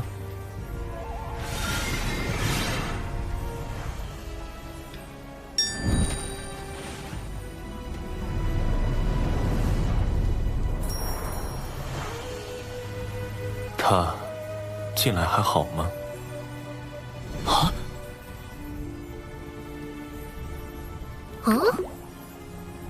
你所猜不错，本座便是孔雀。前些时日，本座这侄儿血脉暴走，神智失守。本座闭关醒来，一路寻到此处。他应已吃了一些人族，说个数量，本座去救了人，再来与你交谈。杀人、救人，本就是两码事。昔日本座亦曾吞噬10万人族，又如何？其后妖族为练陆无剑，欲灭绝人族，本座出手护住100万人族，偿还了因果。业障功德即可抵消，杀人救人为何不可护抵？所杀所救，可是一人。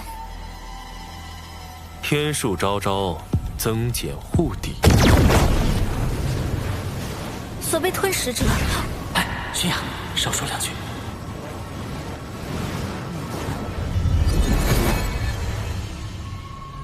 此妖为祸凡俗，已吞食数10人。哼。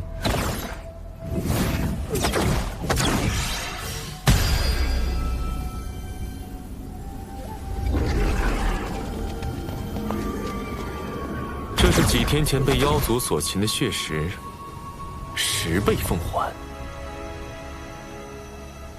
轩雅，你可是这位孔宣道友的对手？不是。我也不是，忍忍吧。你这小法师，倒也是个妙人。对了，你家大法师，可曾提起过我？实话实说，会不会惹恼这位定位模糊的洪荒狠角啊？我跟大法师同处的岁月不长，但听大法师提起过那么一两次。他都说什么了？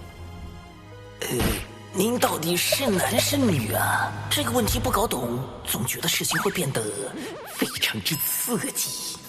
道友，涉及我家大法师清誉，恕我多嘴。您道号写作宣草之宣，还是宣告之宣？问本座属阴属阳，直接问就是了。刚才还觉得你直言直语，性情不错。哼，本座此时尚未决定阴阳归属，若非他当年避而不见，我或许已做出抉择。这都行？今日终究是我凤祖之过，此乃传信玉符，本座随时可偿还人情。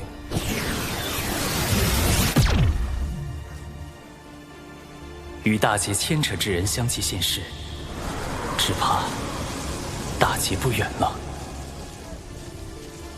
这次应该有效了吧？接下来就该继续寻找玉帝王母的转世身了。你看看嘞，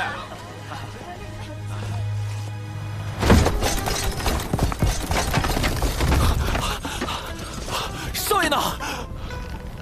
在这儿，快救少爷！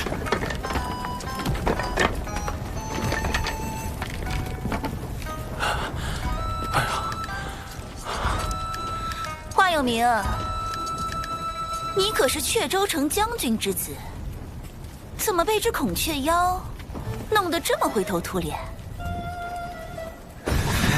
夏明霜，我好歹是英勇负伤，你身为城主之女却龟缩在后，怎么好意思说我？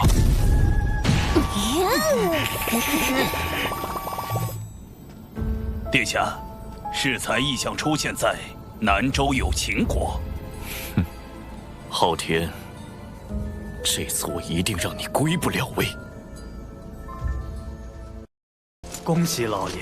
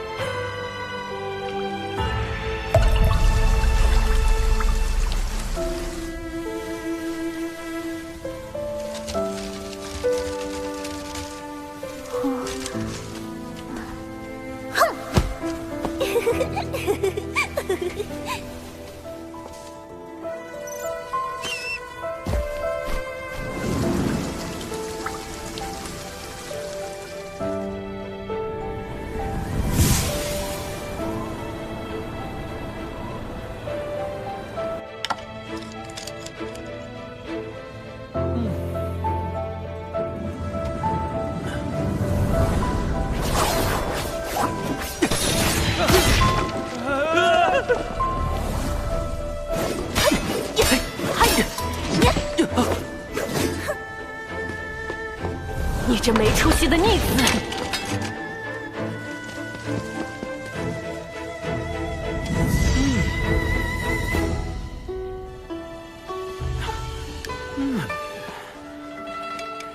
今天就谈到这儿吧。莫要累着了，我明日再来看你。是，少爷。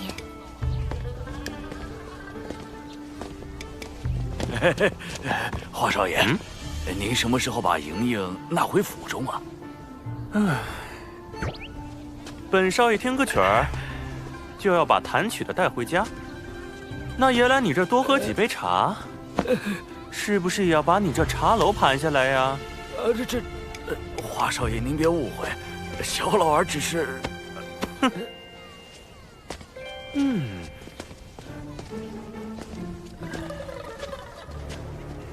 你听说了没有？最近雀州城来了位特别厉害的仙人。我知道，听说这位仙人早已得道，劝诫年轻人时，脑后现出金光，还能让赌鬼改过自新，开始崭新人生。仙人还坐在花楼前讲了2天2夜的道理，讲完这花楼直接就塌了。花楼掌柜善心大发，允许花楼姑娘赎身离开。何止啊！这位仙人走过之处，死鱼变活，枯井生水。仙人席地而坐，就能地生花朵；抬手一招，就会引来漫天飞鸟盘旋。仙人还拜访了雀州城最有名的书院，一场辩论让几名老贤高呼老师，仙人自己却不记声名，飘然而去。哎呀，若能拜入这位仙人名下，可巧了。仙人说与雀州城有缘，要落脚在此开课收徒呢。仙人还说了，他不收学费，不收礼物，唯有一条，就是只纳聪慧灵敏之弟子。这么厉害，只纳聪慧灵敏之弟子，那不就是我吗？来了，真的来了！人生太短，天地太大。吾心虽怀无限，然双足不堪用。本城人杰地灵，风景也是不错。吾愿在此逗留3年，教导7、8名弟子，而后继续远行，探究天地之边界。仙法讲求仙缘，吾之精力亦有限度，最先20位入门者可听吾讲课。依据课堂表现决定去留。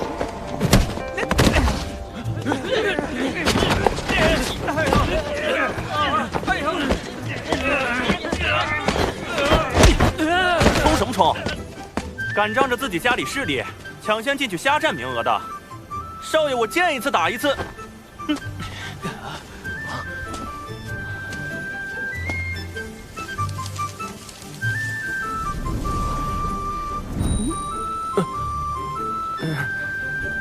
去，后边去。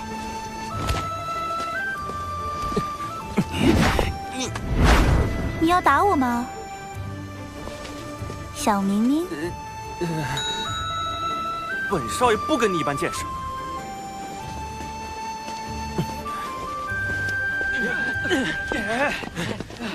出身富贵却大字不识的，能学到什么？不如将位置让出来，给那些真正读过书、学过道理的同辈，这样才能为本城培养出更多人才。一时不学无术，怎能代表一生便不学无术？那一时不得意，也不代表此人一生便无宏伟大功。华有明，你这般离经叛道，是要被华将军吊起来打的。哼，本少爷何惧之有？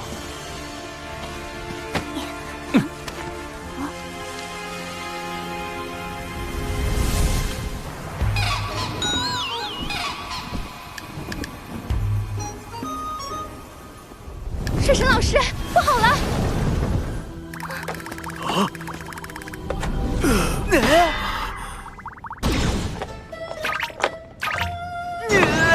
这么多姻缘线，玉帝转世身，这都是哪儿招来的烂桃花？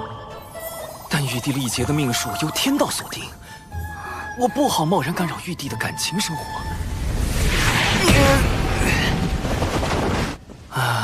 我能怎么办？总不能去华府当家丁吧？萧芷人探得华有明想学习仙法，我便学习蓝星的网红营销方案，在城内打响仙人名声，惹来各家追捧。接着放出要收徒的消息，引华有明、夏凝霜在内的诸多学子前来报名。好一个权贵贫寒之辩！这位公子如何称呼？华有明，家父是本城守将。我今后也要做守护此地的将军。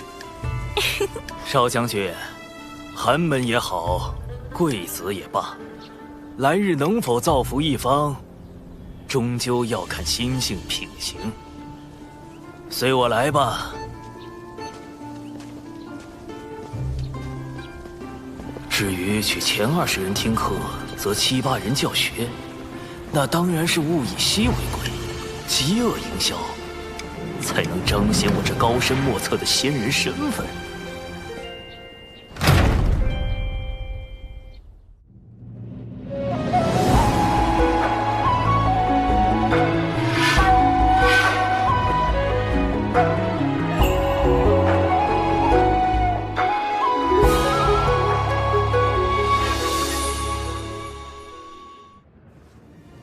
我只会教导你们3年，这3年能得多少，全看你们自身。你们想学什么，我便教什么。但我教什么，你们也要学什么，懂了吗？那我要学这世上最厉害的仙法。仙法我自会教授，不过我只会传你们一点简单的困敌手法，比如操绳术。操绳术听起来就很糊弄人。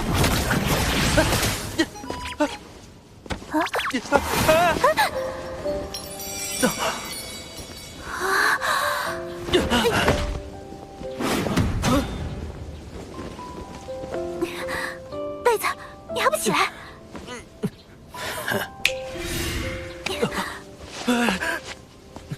这个夏凝霜还挺好看的。不对，以前我午睡，他往我被窝里泼水；我捉蟋蟀，他把我推进泥坑；我走路，他把我踹进池塘。他这么可恶，我怎么能觉得他好看？你说什么？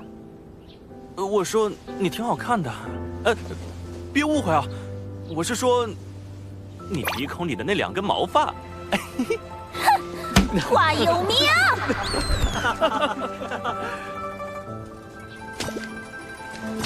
哎呦！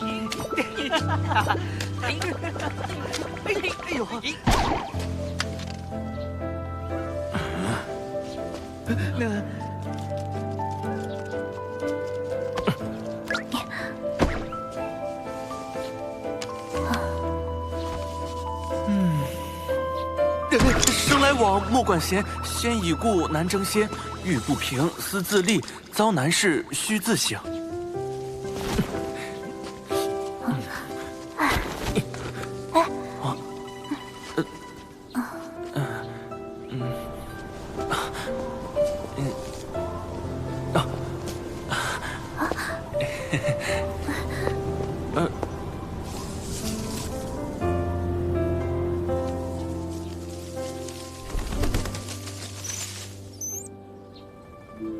诸位学子，不知不觉间，诸生同堂学习已有3年。入学伊始，有名与凝霜的平寒之变，我便想教会大家：万物同处世间，高低本非定数，自不必分出贵贱。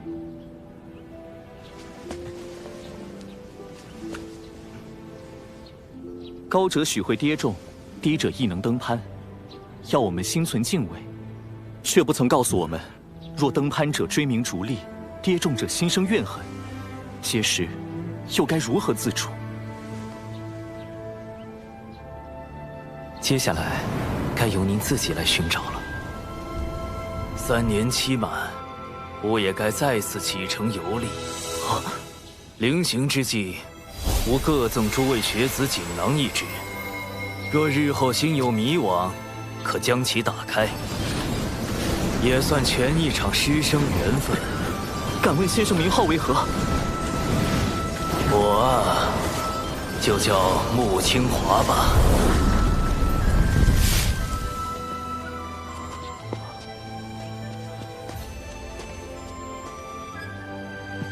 多谢先生3年的悉心教导。南州各地不断有异象发生，想必是水神故意混淆视听，阻碍我们追查玉帝王母转世身的下落。太子，既然玉帝历劫为天道所定，妖庭与西仿教都不能明面上出手干预，那不如我们借些外力，比如凡人自相残杀。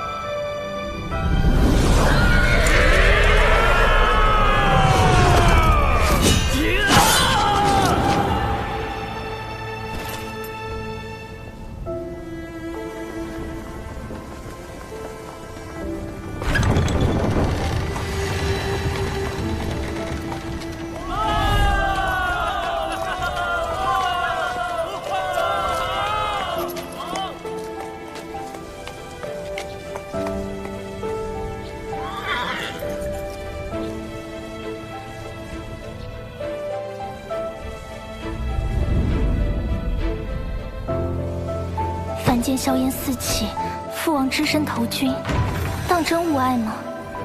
玉帝陛下与王母的命数由天道所述，凶吉祸福，皆是注定要自己去历经的。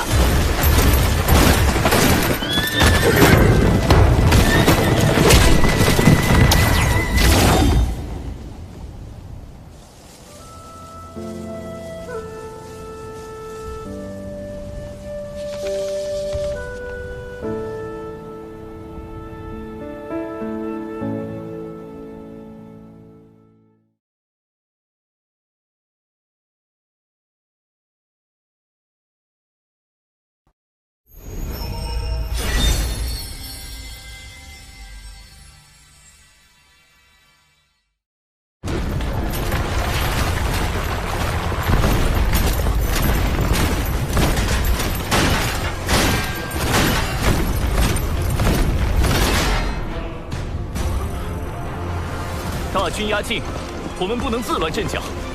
我会向城主请命，领兵迎战。是。但当务之急还是撤离百姓。撤离之事交给我。战场刀剑无情，我等你凯旋。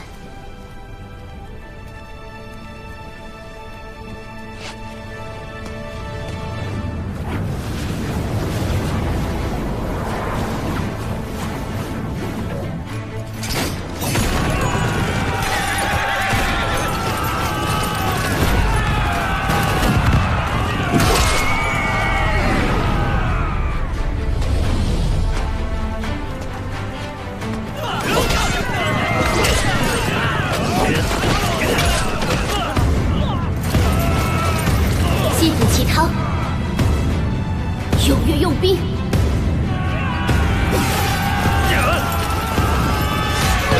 今我阙州将士，誓与城池共进退。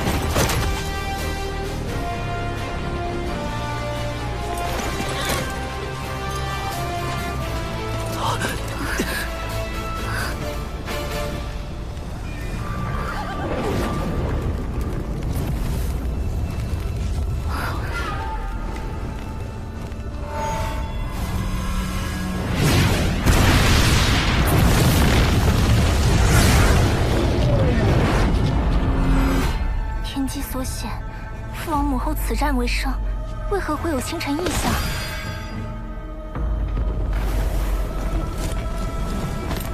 不是阙州城有意，是整个有情国。有情国的国运要崩塌了。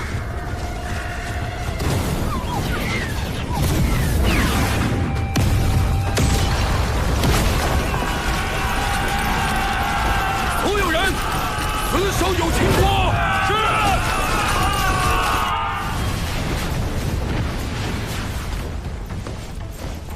啊！有情国都城遇袭了。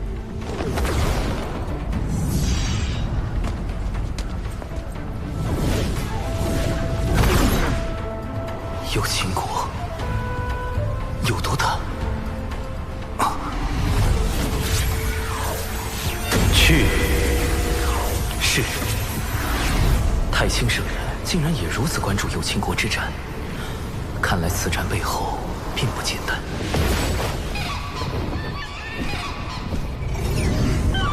这个玄雅，嘴里喊着什么？这是他身为有情国之人该做的。请门内在下决断时，勿考虑他的凡尘身份，就自己跑去有情国了。唉，缺牙。有情国危难之时，我们怎会坐视不理？你别太着急了，毕竟小九也跟了上去。哎呀，就是因为有小九在，才更让人不放心。掌门。有情国战场目前只是凡人之战，敌国背后的大仙宗还没有加入战局。按俗世规矩，我们也不可随意插手。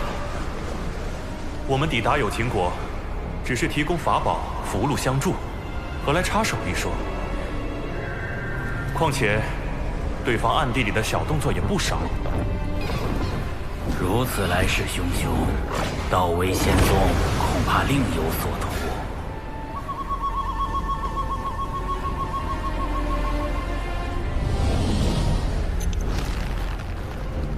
今日终究是我奉祖之过，渡仙门弟子拜见前辈，多谢前辈搭救之恩。不必多礼，你们先去安顿凡人。玄雅，随我来。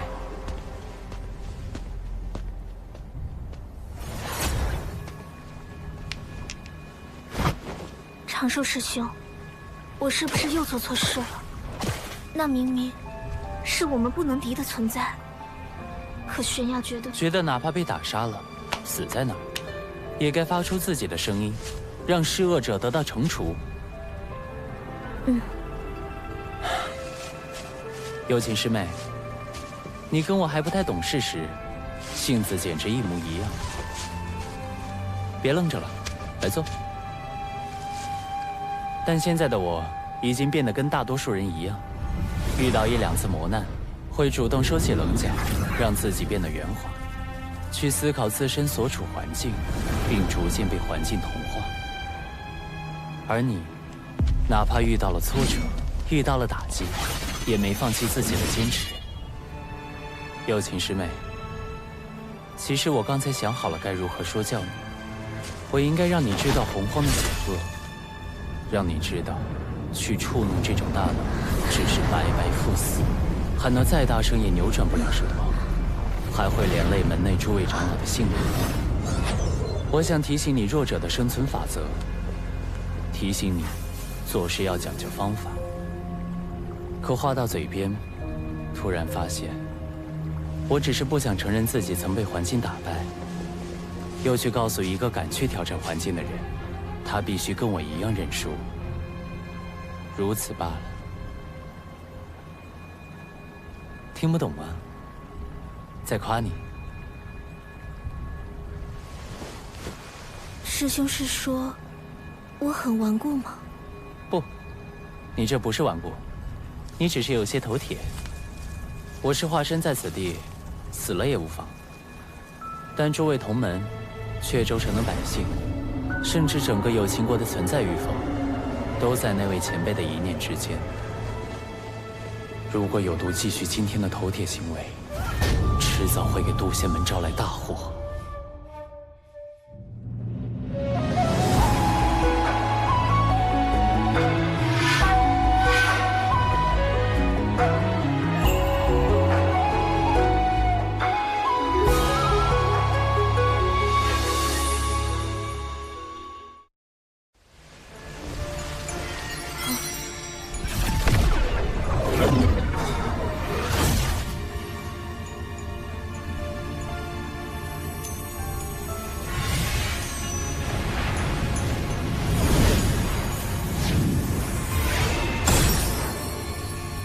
这就是你刚才的行为可能导致的后果。粉碎。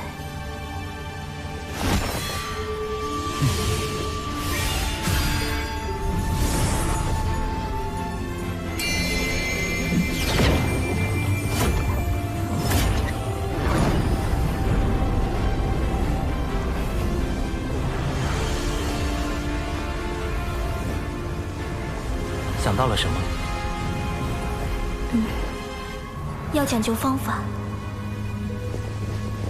你如果选择坚持心底的正义，该如何表达？如何才能让玉不碎，石轻移？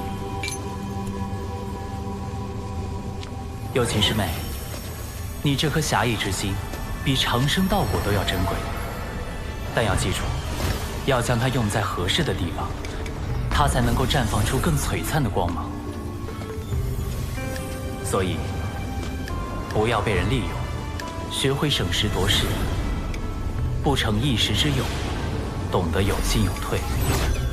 洪荒之中，是非对错反复交织，并不存在绝对的对与错。为兄希望你能学会如何保护自己，保护身边的人，也希望你能保持这颗珍贵又高尚的心灵。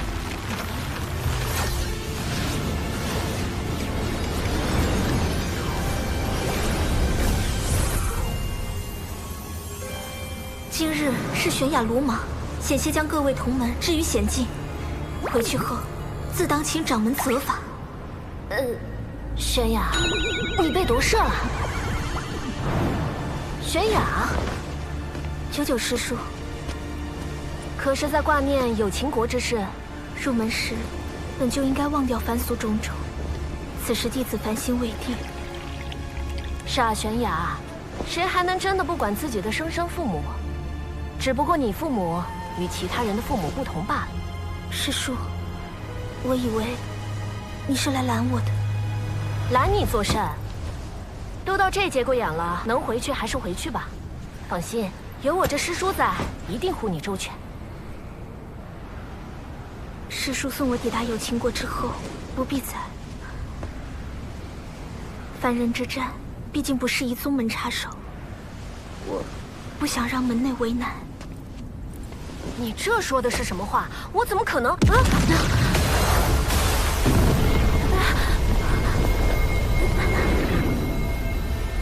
各位道友何必着急赶路？道威仙宗的人，长老，道友若就地返回，并告知贵门掌门将有秦国这块地皮相让，我等自会将你渡仙门诸位送回。为了争夺仙门资源，一个中州仙门都跑到南州来抢地盘了。训风！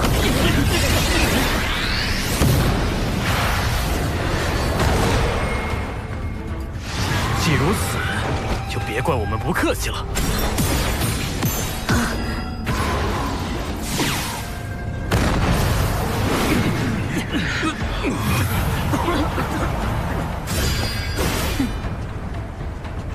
快去有秦国，这里我顶着。多谢师叔。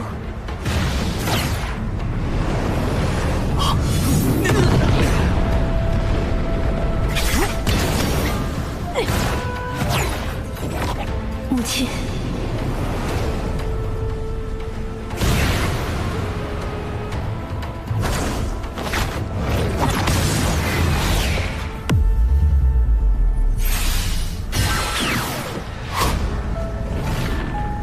人呢？这两人真叫人不省心。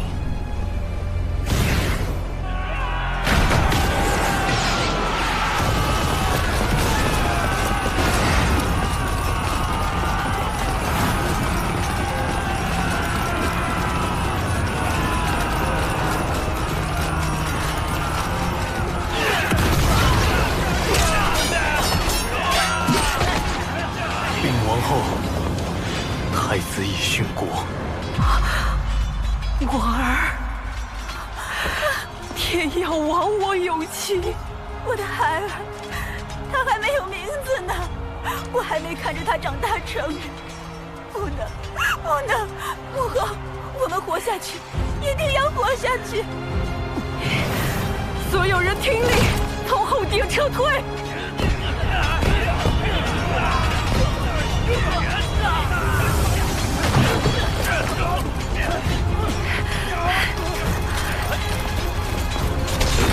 在那儿！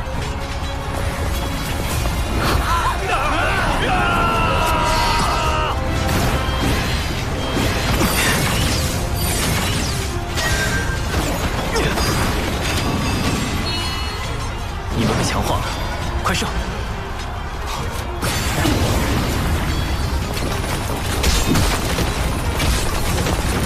援军来了！有秦国阙州城城主之女夏凝霜，有秦国阙州城将军华有明，前来救驾！